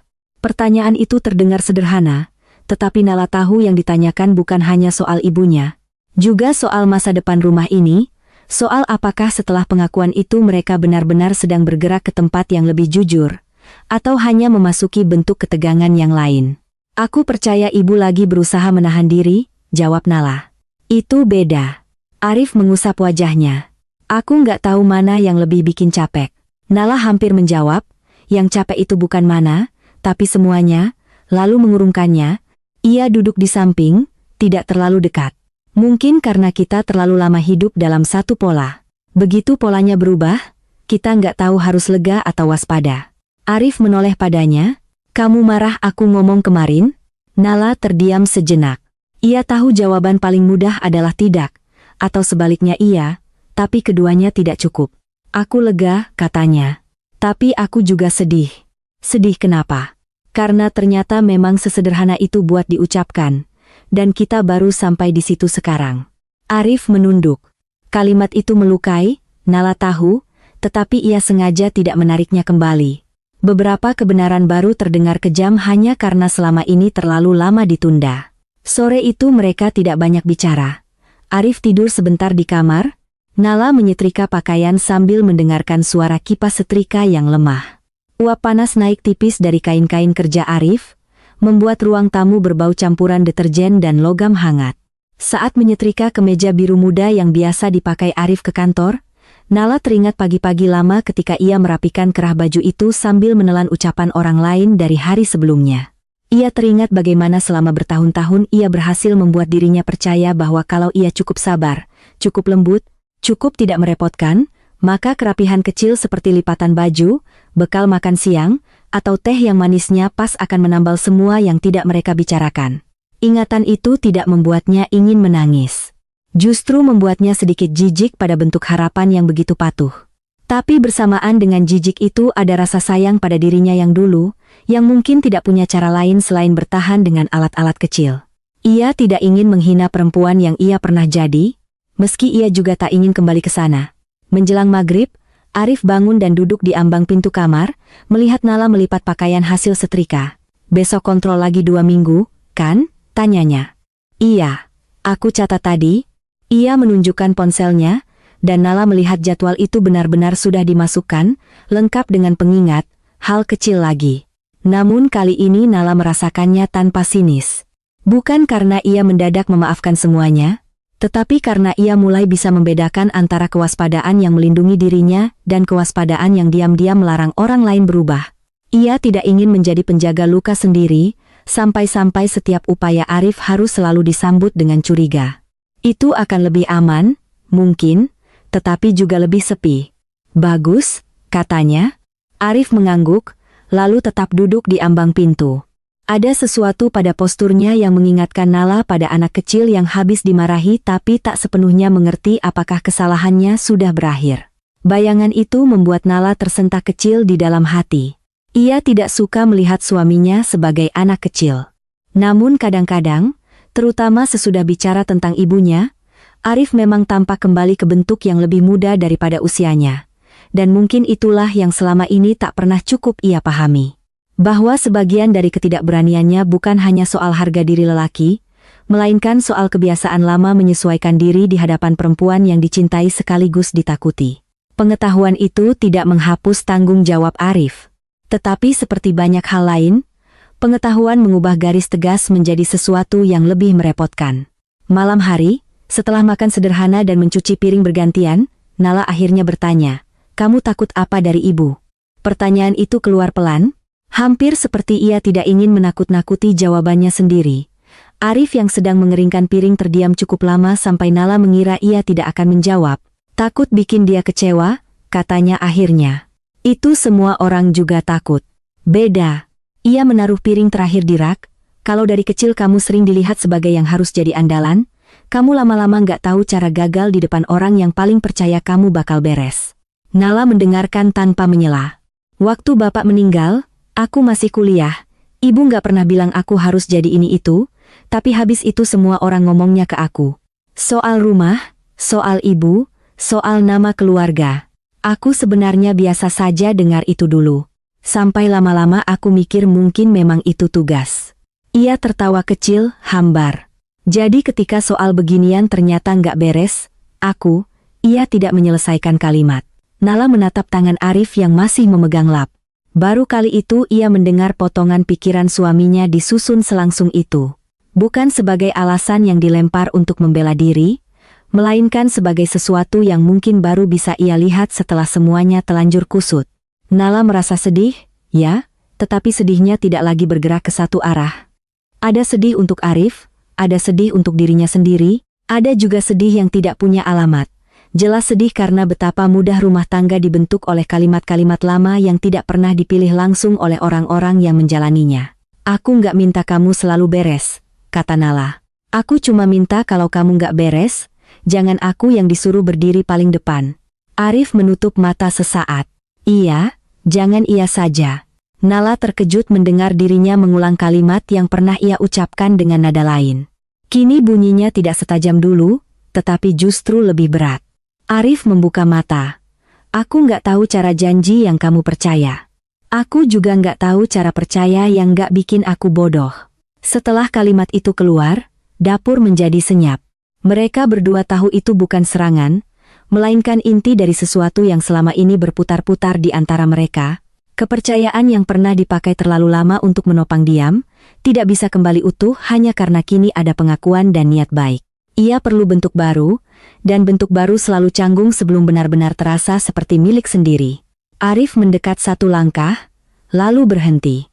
Kita coba pelan-pelan, tanyanya. Nala menatapnya. Kata coba dan pelan-pelan mungkin terdengar lemah di telinga orang lain. Tetapi malam itu justru itulah satu-satunya tawaran yang tidak membuatnya ingin lari. Ia lelah dengan bahasa yang terlalu yakin. Ia lebih percaya pada orang yang mengaku tidak tahu sambil tetap tinggal. Iya, katanya. Sesudah itu, tidak terjadi sesuatu yang besar. Tidak ada pelukan yang menyelesaikan. Tidak ada keputusan penting yang diumumkan di meja makan. Arif mengambil air minum, Nala mematikan lampu dapur, dan mereka masuk kamar dengan langkah biasa. Namun saat berbaring, jarak di antara mereka tidak lagi diisi oleh ketegangan yang sama seperti minggu lalu. Bukan karena semuanya membaik, melainkan karena bentuk ketidakpastian mereka mulai bergeser. Sekarang yang ada bukan hanya luka dari apa yang ditahan, tetapi juga pekerjaan panjang untuk hidup setelahnya tanpa kembali menyuruh orang yang sama menanggung paling banyak. Nala berbaring menatap langit-langit gelap. Ia memikirkan Bu Sulastri yang mungkin malam ini juga tidak tidur cepat, memikirkan Arif yang napasnya di sebelah masih belum rata, memikirkan kamar belakang yang tetap penuh kardus, dan memikirkan dirinya sendiri yang entah sejak kapan belajar mengukur cinta bukan dari manisnya hari biasa, melainkan dari apakah seseorang akhirnya bersedia menaruh berat dirinya di tempat yang benar. Pikiran itu tidak membuatnya damai. Tetapi untuk pertama kalinya dalam waktu yang lama, ia merasa apa yang terbuka di antara mereka bukan lagi sekadar ruang untuk saling melukai dengan cara lama, melainkan ruang yang kalau tidak dijaga baik-baik akan kembali retak, dan justru karena itu tak satu pun dari mereka bisa berpura-pura tidak melihatnya lagi. Pagi-pagi berikutnya tidak membawa jawaban yang rapi, hanya kebiasaan-kebiasaan yang pelan-pelan menyesuaikan diri dengan bentuk rumah yang sekarang. Nala mulai menyadari bahwa sesudah sesuatu dibicarakan lebih jujur, kehidupan sehari-hari justru menjadi tempat paling sulit untuk bersikap tepat. Di meja makan, di depan ember cucian, di dalam mobil saat lampu merah, di sela-sela suara kipas angin dan tayangan berita tanpa suara, mereka tidak lagi sepenuhnya bisa berpura-pura bahwa yang dipertaruhkan hanya soal waktu dan kesabaran. Tetapi mereka juga tidak mendadak pandai membicarakannya. Yang berubah mula-mula adalah ritme kecil. Arif sekarang benar-benar mencatat jadwal kontrol, meminum obat tanpa harus diingatkan, mengurangi lembur yang tidak perlu, dan kadang-kadang, jika pulang tidak terlalu malam, ia berdiri di pintu dapur sambil bertanya apakah ada sayur yang perlu dipotong. Nala memperhatikan semua itu tanpa mengumumkan penilaiannya, dan diam-diam ia belajar membiarkan perubahan hadir tanpa harus langsung menaruh harapan besar di atasnya. Ia tahu dirinya punya kecenderungan lama untuk menjadikan setiap tanda kebaikan sebagai awal dari cerita yang lebih utuh di kepalanya sendiri, lalu kecewa ketika kehidupan nyata tidak bergerak sehalus itu. Kali ini ia menahan diri. Menahan diri bukan berarti ia menjadi dingin, justru ia sedang mencoba mengasihi rumah tangganya tanpa buru-buru mengubahnya menjadi janji. Sesekali, saat melihat Arif duduk di meja ruang tengah membaca ulang brosur klinik dengan wajah yang terlalu serius, Nala merasakan geli kecil yang nyaris lembut. Ada sesuatu yang kikuk pada laki-laki itu, ketika berhadapan dengan hal-hal yang tidak bisa ia selesaikan seperti urusan stok gudang atau tagihan supplier. Kegagapan itu membuatnya tampak lebih manusiawi, dan anehnya justru lebih dekat. Namun bersama rasa dekat itu tetap hidup ingatan lain. 2 tahun ketika semua beban penjelasan diletakkan di tubuh Nala, 2 tahun ketika ia belajar menjawab pertanyaan orang dengan senyum tipis sambil meminjamkan rahimnya sebagai alasan yang mudah diterima. Kedekatan yang tumbuh lagi di antara mereka tidak menghapus memori itu. Ia hanya membuat Nala pelan-pelan memahami bahwa hidup bersama seseorang mungkin memang berarti membawa 2 kenyataan yang tampak bertentangan tanpa harus memilih salah satunya, bahwa orang itu pernah menyakitinya, dan bahwa orang yang sama juga bisa sedang sungguh-sungguh belajar untuk tinggal di tempat yang lebih benar. Kontrol berikutnya datang 2 minggu sesudah percakapan malam di dapur itu. Klinik masih sama, cat krem pucat, kursi plastik yang sedikit goyah, poster tentang kesehatan reproduksi dengan warna terlalu cerah, dan pasangan-pasangan yang menunggu sambil menjaga wajah mereka sendiri agar tidak tampak terlalu berharap atau terlalu putus asa. Nala duduk di sebelah Arif dan memperhatikan suaminya mengisi formulir tambahan. Tulisan tangan Arif rapi tapi kaku, seperti orang yang berusaha menahan pikirannya agar tidak terlihat di ujung huruf. Di ruang konsultasi, dokter menjelaskan lagi tentang kemungkinan hasil yang tidak cepat, tentang perlunya pemeriksaan lanjutan, disiplin, dan beberapa opsi yang masih terlalu awal untuk diputuskan. Tidak ada kabar yang secara kasar bisa disebut buruk, juga tidak ada yang bisa dianggap kabar baik. Semuanya berada di wilayah yang lebih melelahkan, mungkin, nanti dilihat lagi, respons setiap orang berbeda, kita tunggu beberapa bulan. Nala memperhatikan cara bahu Arif turun sedikit ketika kata beberapa bulan diucapkan, seolah tubuh suaminya masih berharap pada sesuatu yang lebih tegas, entah untuk disyukuri atau untuk dikeluhkan. Sepulang dari klinik, mereka makan siang di warung yang berbeda dari sebelumnya, lebih kecil dan lebih sepi, dengan dinding hijau yang catnya mulai mengelupas di pojok dekat dispenser. Arif hanya mengaduk teh manisnya cukup lama sebelum berkata, "Aku kira kalau setelah ngomong ke ibu, rasanya bakal lebih enteng." Nala menatap piring nasi pecelnya yang belum disentuh. "Terus?" "Enggak." Jawaban itu terdengar begitu jujur sampai Nala tidak ingin memaksa tambahan. Kadang satu kata lebih berguna daripada penjelasan yang dipanjangkan hanya agar terdengar matang. "Mungkin karena yang berubah baru cara kita menanggungnya," kata Nala pelan. "Bukan masalahnya sendiri." Arif mengangguk. "Iya, sesudah itu mereka makan tanpa banyak bicara. Di masa-masa sebelumnya, kesunyian seperti itu mungkin akan membuat Nala gelisah, seolah diam selalu berarti ada sesuatu yang salah. Sekarang ia mulai mengerti bahwa tidak semua diam perlu dipecahkan, ada diam yang memang harus dibiarkan duduk di antara dua orang sampai bentuknya bisa dikenali dengan jernih. Yang lebih penting justru apakah diam itu dijadikan tempat bersembunyi, atau tempat berhenti sebentar bersama-sama. Perubahan lain yang mula-mula nyaris tak terasa adalah Bu Sulastri benar-benar lebih menahan diri. Ia masih datang sesekali, masih membawa makanan, masih menanyakan apakah beras di rumah cukup dan apakah motor Arif perlu servis, tetapi ia tidak lagi menyelipkan kalimat tentang masa subur, tentang anak tetangga yang baru lahiran, atau tentang kamar belakang yang sayang kalau dibiarkan kosong. Di permukaan, inilah yang dulu diinginkan Nala.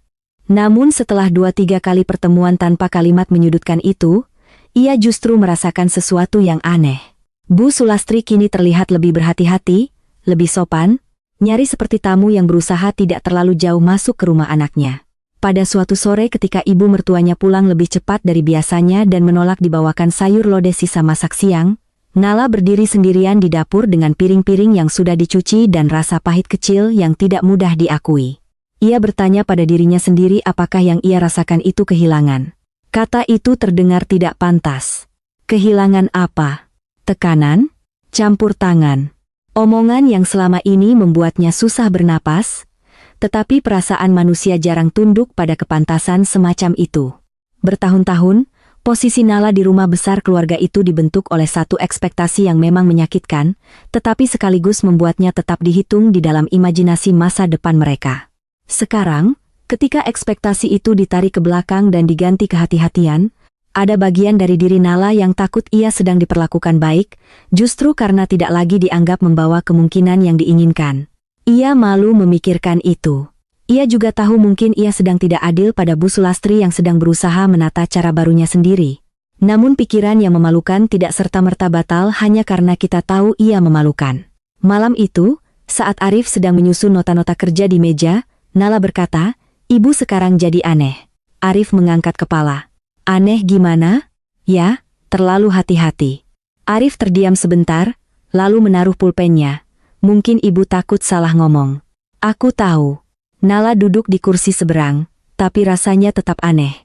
Arif memandangnya agak lama, seperti baru menyadari sesuatu yang sebelumnya tidak sempat ia beri nama. "Kamu lebih nyaman waktu ibu masih ngomong macam-macam?" Nala hampir tersinggung, lalu segera menyadari pertanyaan itu tidak bernada menyudutkan, lebih seperti kebingungan yang tulus. "Bukan nyaman," katanya. "Cuma, ia mencari kata yang tidak akan membuat dirinya terdengar kekanak-kanakan. Kalau sekarang ibu jadi terlalu menjaga jarak, aku kadang gak tahu itu karena menghargai, atau karena sudah beda." Arif menunduk ke nota-notanya lagi. "Mungkin dua-duanya." Jawaban itu masuk akal justru karena tidak berusaha menenangkan. Nala duduk diam. "Dua-duanya." Ia mengulang kalimat itu di kepalanya sambil merasakan ada sesuatu yang lepas pelan dari cara lama ia memandang rumah tangga. Barangkali selama ini ia terlalu ingin tiap perubahan punya arti tunggal agar hidup lebih mudah dibaca.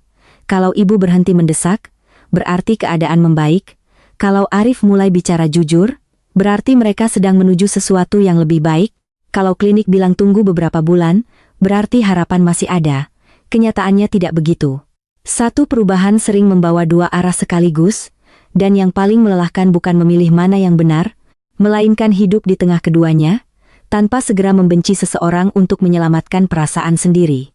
Dalam minggu-minggu berikutnya, Nala dan Arif mulai membiasakan satu hal yang dulu hampir tidak pernah mereka lakukan, membicarakan hari mereka tanpa menunggu ada masalah besar. Kadang hanya 5 menit sambil minum teh, kadang lebih lama saat listrik padam dan mereka duduk di teras menunggu angin. Arif bercerita tentang gudang yang kekurangan orang bongkar muat, tentang bosnya yang sedang rewel karena pengiriman terlambat, tentang teman kantor yang baru saja punya anak kedua dan tiap pagi datang dengan mata panda tapi wajah puas. Nala mendengarkan, sesekali bertanya, sesekali diam. Ia juga mulai bercerita sedikit lebih banyak tentang toko pamannya, tentang Desi yang sedang pusing memikirkan uang sekolah adiknya, tentang pelanggan yang suka menawar seolah toko bahan bangunan adalah pasar pagi. Pembicaraan itu terdengar sepele, tetapi justru di sanalah Nala mulai merasakan semacam pergeseran yang lebih dalam. Selama bertahun-tahun mereka bicara untuk menjaga fungsi rumah, siapa beli gas, siapa jemput motor dari bengkel, kapan bayar listrik, Sabtu ini ke rumah ibu atau tidak. Sekarang, meski belum selalu lancar, mereka mulai bicara untuk menandai kehadiran masing-masing dalam hari yang dijalani. Nala tidak ingin melebih-lebihkan hal itu. Ia tahu banyak pasangan melakukannya secara alami tanpa menganggapnya pencapaian. Tetapi bagi mereka, yang sudah terlalu lama hidup berdampingan dengan banyak kalimat tak terucap, percakapan biasa semacam itu terasa seperti jembatan kecil yang dulu tak pernah sungguh dibangun. Namun tentu saja perubahan tidak berjalan rapi. Ada malam-malam ketika Nala kembali curiga pada setiap jeda Arif, seolah suaminya sedang pelan-pelan mundur lagi ke dalam diam lamanya. Ada pagi ketika Arif merasa Nala terlalu cepat menafsirkan satu ucapan biasa sebagai tanda ia menghindar. Pada suatu hari Minggu, misalnya, ketika mereka sedang membereskan kamar belakang karena rak plastiknya hampir rubuh, Arif berkata sambil mengangkat kardus, "Barang-barang begini kalau disimpan terus juga cuma bikin sesak." Kalimat itu sangat mungkin hanya tentang kardus, map lama, botol cat sisa, dan mesin jahit yang tak dipakai. Tetapi Nala, yang berdiri sambil memegang sapu, mendadak mendengar gema lain di baliknya tentang barang-barang yang disimpan terlalu lama, tentang kebohongan, tentang harapan, tentang hal-hal yang dulu mereka tahan di ruangan ini seolah dengan begitu beban akan menjadi lebih ringan. "Kamu ngomong soal barang, kan?" tanyanya cepat. Arif menoleh dengan alis terangkat. "Iya." "Emang soal apa lagi?" Nala merasa bodoh seketika. Ia menunduk, menyapu debu yang sebenarnya belum jatuh ke lantai. "Enggak, cuma nanya." Arif diam sebentar, lalu meletakkan kardus yang dibawanya. "Kamu sekarang sering begitu," katanya. "Gimana? Kayak siap mendengar sesuatu yang sebenarnya enggak aku bilang?" Nada suaranya tidak tinggi, tapi cukup untuk membuat Nala menegang. Ia tahu Arif benar, dan justru karena benar, kalimat itu menyakitkan. "Ya maaf kalau aku belum bisa santai seperti dulu," katanya, lebih tajam daripada yang ia niatkan. Arif menghela napas, "Aku nggak minta kamu santai. Tapi kalau semua harus diterjemahkan 2 lapis, aku capek." Nala berdiri tegak. Debu di kamar belakang tampak berputar dalam cahaya siang yang masuk dari jendela. Kalimat Arif menohok bagian yang selama ini ia jaga sendiri, kewaspadaan yang menurutnya perlu agar tidak kembali dibebani tanpa sadar. Namun dari mulut Arif, kewaspadaan itu terdengar seperti tuduhan. "Aku juga capek harus menebak mana yang aman buat dipercaya," katanya. Suasana di kamar belakang yang sempit mendadak terasa lebih padat. Arif tidak langsung menjawab. Wajahnya berubah, bukan menjadi marah, melainkan menjadi letih dengan cara yang membuat Nala segera menyesal telah mendorong percakapan ke tempat itu. "Aku ngerti," kata Arif akhirnya. "Tapi kalau tiap kali aku ngomong biasa kamu tetap siap nyari artinya, aku juga jadi takut buka mulut." Nala menatap tumpukan barang di pojok, koper kecil, mesin jahit, kardus gelas, map bekas klinik Jakarta yang dulu disimpan di sini sebelum dipindah ke bufet. Ia tahu ini bukan pertengkaran besar, namun justru karena kecil, ia merasa gentar. Ia pernah hidup terlalu lama dalam hubungan di mana hal-hal besar dibiarkan tak dibahas, lalu mengendap di semua percakapan kecil. Ia tidak ingin kembali ke sana. Tapi ia juga tidak tahu bagaimana menurunkan kewaspadaan tanpa merasa sedang menyerahkan diri. Aku lagi belajar, katanya akhirnya, suaranya lebih rendah. Belajar apa? Bedain mana perasaan lama, mana yang benar-benar sedang terjadi sekarang? Arif berdiri diam, lalu ia mengangguk, pelan. Aku juga. Mereka melanjutkan membereskan kamar itu tanpa banyak bicara. Kardus-kardus dipilih, beberapa dibuang, beberapa dipindah ke rak, mesin jahit dibersihkan dari debu. Tirai lama dicuci. Kamar belakang menjadi lebih lapang, tetapi tidak berubah fungsi menjadi apa-apa yang baru. Menjelang sore saat pekerjaan hampir selesai, Nala berdiri di ambang pintu memandangi ruangan itu. Dindingnya masih cat lama, lantainya masih keramik putih kusam, jendelanya masih menghadap pohon jambu tetangga. Namun tanpa tumpukan barang yang semrawut, ruangan itu tampak lebih jelas, dan justru karena jelas Nala merasakan dada yang sesak. Dulu setiap orang mudah sekali memproyeksikan sesuatu ke kamar ini. Kamar anak, ruang bermain, tempat tidur bayi, masa depan yang akan datang kalau mereka sabar. Sekarang ruangan itu berdiri di hadapannya tanpa janji. Hanya ruang kosong yang rapi, dan Nala tiba-tiba mengerti bahwa mungkin bukan kamar ini yang selama ini menekan dirinya, melainkan keharusan untuk terus membayangkan satu fungsi tertentu bagi hidupnya agar terlihat utuh. Ia masuk, membuka jendela lebih lebar, lalu membiarkan angin sore masuk membawa bau daun jambu dan sedikit debu jalan. Enak juga kalau dibiarin begini, kata Arif dari belakang. Nala menoleh. Buat apa? Buat ruang biasa? Jawaban itu sederhana, tetapi Nala merasa sesuatu bergeser di dalam dirinya. Ruang biasa. Bukan kamar anak, bukan gudang beban, bukan lambang kegagalan, bukan janji yang ditunda. Hanya ruang biasa. Ia tidak tahu kenapa matanya terasa panas, bukan karena sedih dalam arti yang lurus. Lebih seperti seseorang yang terlalu lama mengikat satu pintu pada makna tertentu lalu tiba-tiba melihat pintu itu bisa dibuka ke sesuatu yang lebih lapang, meski belum jelas akan dipakai untuk apa. Iya, katanya pelan. Ruang biasa juga nggak apa-apa. Kalimat itu tinggal lama di kepala Nala sesudahnya. Malamnya, setelah mandi dan mengganti spray, ia duduk di tepi ranjang sambil menyisir rambut.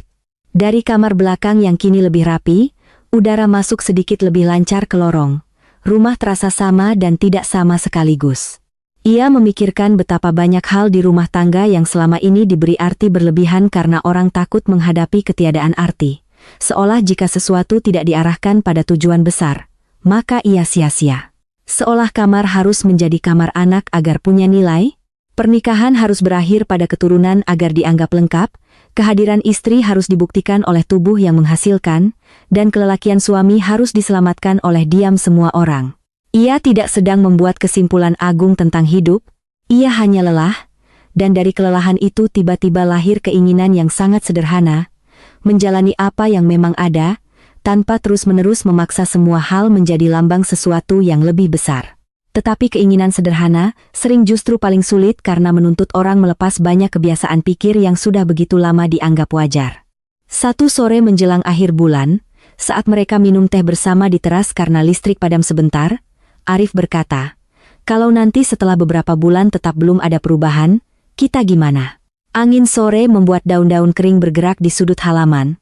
Nala menatap jalan gang yang mulai ramai oleh anak-anak pulang mengaji. Pertanyaan itu sudah lama menunggu, dan ketika akhirnya keluar, bunyinya tidak sedramatis yang pernah ia bayangkan. Hanya seperti satu batu yang akhirnya diletakkan di meja agar mereka berdua bisa melihat bentuknya. "Kita tetap jalan," katanya setelah cukup lama. Arif menoleh. "Jalan kemana?" "Ya hidup." Arif tersenyum tipis, lelah. "Kamu kalau jawab bisa bikin orang jengkel." Nala ikut tersenyum, kecil. "Aku serius." Ia memutar gelas tehnya perlahan. "Aku nggak bilang kita pasrah. Aku juga nggak bilang kita harus kejar semua kemungkinan sampai habis. Tapi, aku nggak mau lagi hidup seolah nilai rumah ini tergantung pada hasil satu hal." Arif diam. Nala tidak memaksa. Ia sadar kalimat-kalimat seperti itu terdengar lebih mudah diucapkan daripada dijalani, apalagi dalam keluarga seperti mereka. Namun ia juga tahu kalau ia terus menunggu sampai punya keyakinan penuh sebelum berkata jujur, ia tidak akan pernah sampai kemana-mana.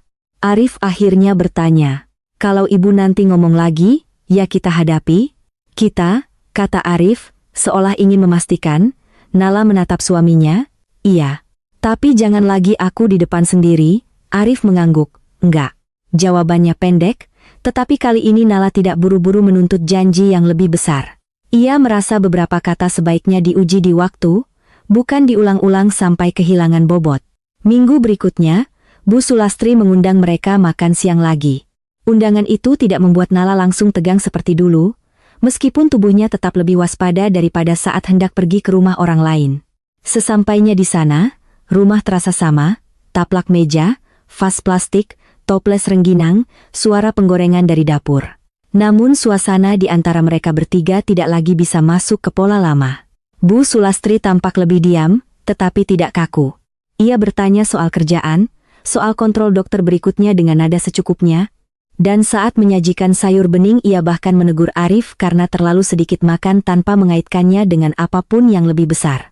Makan siang itu hampir biasa, dan justru kebiasaan yang nyaris pulih itu membuat Nala sesekali merasa canggung.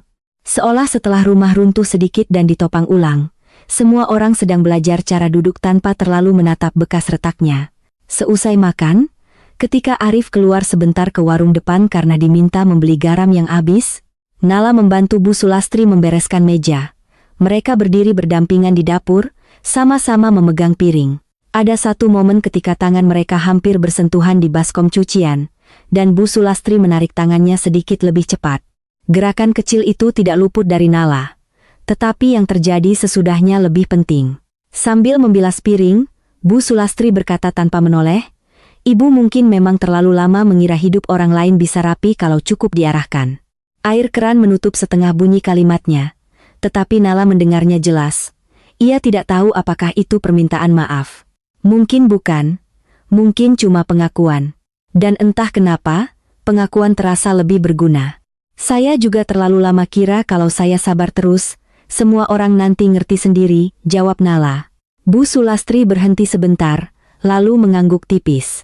Sama-sama keras kepala, "Ya?" Ada sesuatu yang hampir menyerupai senyum di sudut mulut perempuan itu. Nala juga tersenyum, kecil sekali, dan pada saat itu ia merasakan sebuah bentuk kedekatan yang baru, bukan kedekatan yang hangat atau tanpa ganjalan, tetapi kedekatan dua perempuan yang untuk pertama kalinya berdiri di tempat masing-masing tanpa saling menyuruh jadi orang lain. Ketika Arif kembali membawa garam, percakapan itu sudah selesai, mereka tidak mengulangnya lagi. Namun sepanjang jalan pulang, Nala duduk di mobil dengan perasaan yang lebih ringan daripada ketika berangkat. Bukan ringan karena semua orang mendadak saling memahami sepenuhnya. Justru karena ia mulai menerima bahwa hubungan tak harus sembuh secara bersih agar bisa terus dijalani dengan lebih jujur. Waktu berjalan, tidak cepat, tidak pula diam. Kontrol demi kontrol datang dengan hasil yang tetap di wilayah abu-abu. Ada sedikit perbaikan, kata dokter, tetapi belum cukup untuk dijadikan kesimpulan. Obat dilanjutkan, pola hidup dijaga, jangan terlalu tegang, kita lihat lagi. Kalimat-kalimat itu lama-lama menjadi semacam bunyi latar yang tak lagi menggetarkan Nala seperti dulu, bukan karena ia menjadi tak peduli. Melainkan, karena untuk pertama kalinya hidup mereka tidak sepenuhnya digantungkan pada apakah satu ruang kosong di rumah akan berubah fungsi atau tidak. Kamar belakang, yang kini bersih dan lapang, akhirnya dipakai Nala untuk menaruh meja lipat kecil dan mesin jahit yang sudah dibersihkan. Kadang ia duduk di sana malam-malam memperbaiki klim baju, memendekkan gamis tetangga yang minta tolong, atau sekadar merapikan kain perca tanpa tujuan. Pada awalnya Arif sempat bertanya, "Kamu jadi suka jahit lagi?" Nala mengangkat bahu, "Lumayan." Yang tidak ia bilang adalah bahwa duduk di ruangan itu membuatnya merasa ada sesuatu yang kembali ke tangannya sendiri. Bukan kontrol atas masa depan, melainkan hak sederhana untuk mengisi ruang dengan kegunaan yang tidak harus dibenarkan oleh siapapun. Beberapa bulan lalu, kamar itu nyaris selalu hadir dalam pikirannya sebagai tuduhan diam. Sekarang, saat ia duduk di depan mesin jahit tua dan mendengar suara jarum menembus kain, ruangan itu menjadi saksi hal yang lebih kecil tetapi lebih setia, kerja tangan, waktu yang mengalir, napas yang pelan-pelan tertata. Arif beberapa kali masuk, berdiri di pintu, lalu duduk di lantai sambil memainkan ponsel atau bercerita tentang hari kerjanya. Pemandangan itu sederhana sekali, hampir tidak layak disebut peristiwa. Namun justru kesederhanaan itulah yang belakangan memberi Nala rasa utuh yang tak pernah ia dapatkan dari semua nasihat tentang sabar. Pada suatu malam, saat hujan tipis dan listrik sempat turun tegangannya, Arif duduk di ambang pintu kamar jahit itu sambil melihat Nala merapikan benang. "Aku kepikiran satu hal," katanya. "Apa? Kalau nanti pada akhirnya rumah kita tetap begini, kamu..." Ia berhenti, lalu tersenyum canggung. "Kamu bakal nyesel nikah sama aku?" Pertanyaan itu datang begitu tiba-tiba dan begitu telanjang sampai Nala tidak langsung menjawab. Ia menatap laki-laki itu lama sekali, mencoba membedakan mana rasa tersinggung, mana rasa kasihan, mana keinginan untuk menenangkan yang sudah terlalu lama jadi kebiasaannya. Ia tidak ingin memberi jawaban yang manis hanya agar malam berjalan mudah. Ia juga tidak mau menyakiti Arif dengan kejujuran yang dipakai sebagai hukuman. "Aku pernah nyesel ada di posisi yang harus kutanggung," katanya akhirnya. "Pernah marah juga karena kamu lama nggak berdiri di tempat yang seharusnya. Tapi kalau soal nikah sama kamu..." Ia menarik napas. "Aku rasa yang lebih jujur adalah, aku nggak mau lagi hidup seperti dulu. Kalau kamu juga nggak mau lagi hidup seperti dulu, ya kita terus." Arif mendengarkan tanpa menyela. Di wajahnya ada sesuatu yang perlahan mengendur, seperti simpul yang selama ini dipegang terlalu kuat.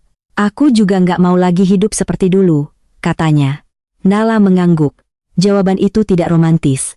Tetapi justru karena tidak romantis, ia terasa kokoh. Mereka tidak sedang berjanji kepada hasil. Mereka hanya sedang sepakat pada cara. Sejak malam itu, sesuatu di antara mereka menjadi lebih tenang dengan cara yang tidak berisik. Bukan tenang karena masalah selesai. Bukan pula tenang yang lahir dari menyerah. Lebih seperti dua orang yang akhirnya berhenti saling mendorong ke peran lama dan mulai membiasakan diri berdiri sebagai diri masing-masing, dengan segala kekurangan yang tidak lagi disamarkan terlalu rajapi. Suatu pagi, beberapa minggu kemudian, Nala sedang membuat teh ketika ia sadar tangannya otomatis meraih rak bawah untuk gula, lalu berhenti karena toples itu masih berada di rak atas. Ia tersenyum kecil pada dirinya sendiri. Kursi kecil di pojok dapur kini sudah biasa ia tarik tanpa rasa apa-apa. Ia naik, mengambil toples, lalu ketika hendak turun, Arif yang baru masuk dapur spontan menahan siku kursinya. "Hati-hati," katanya. "Hanya itu. Hati-hati."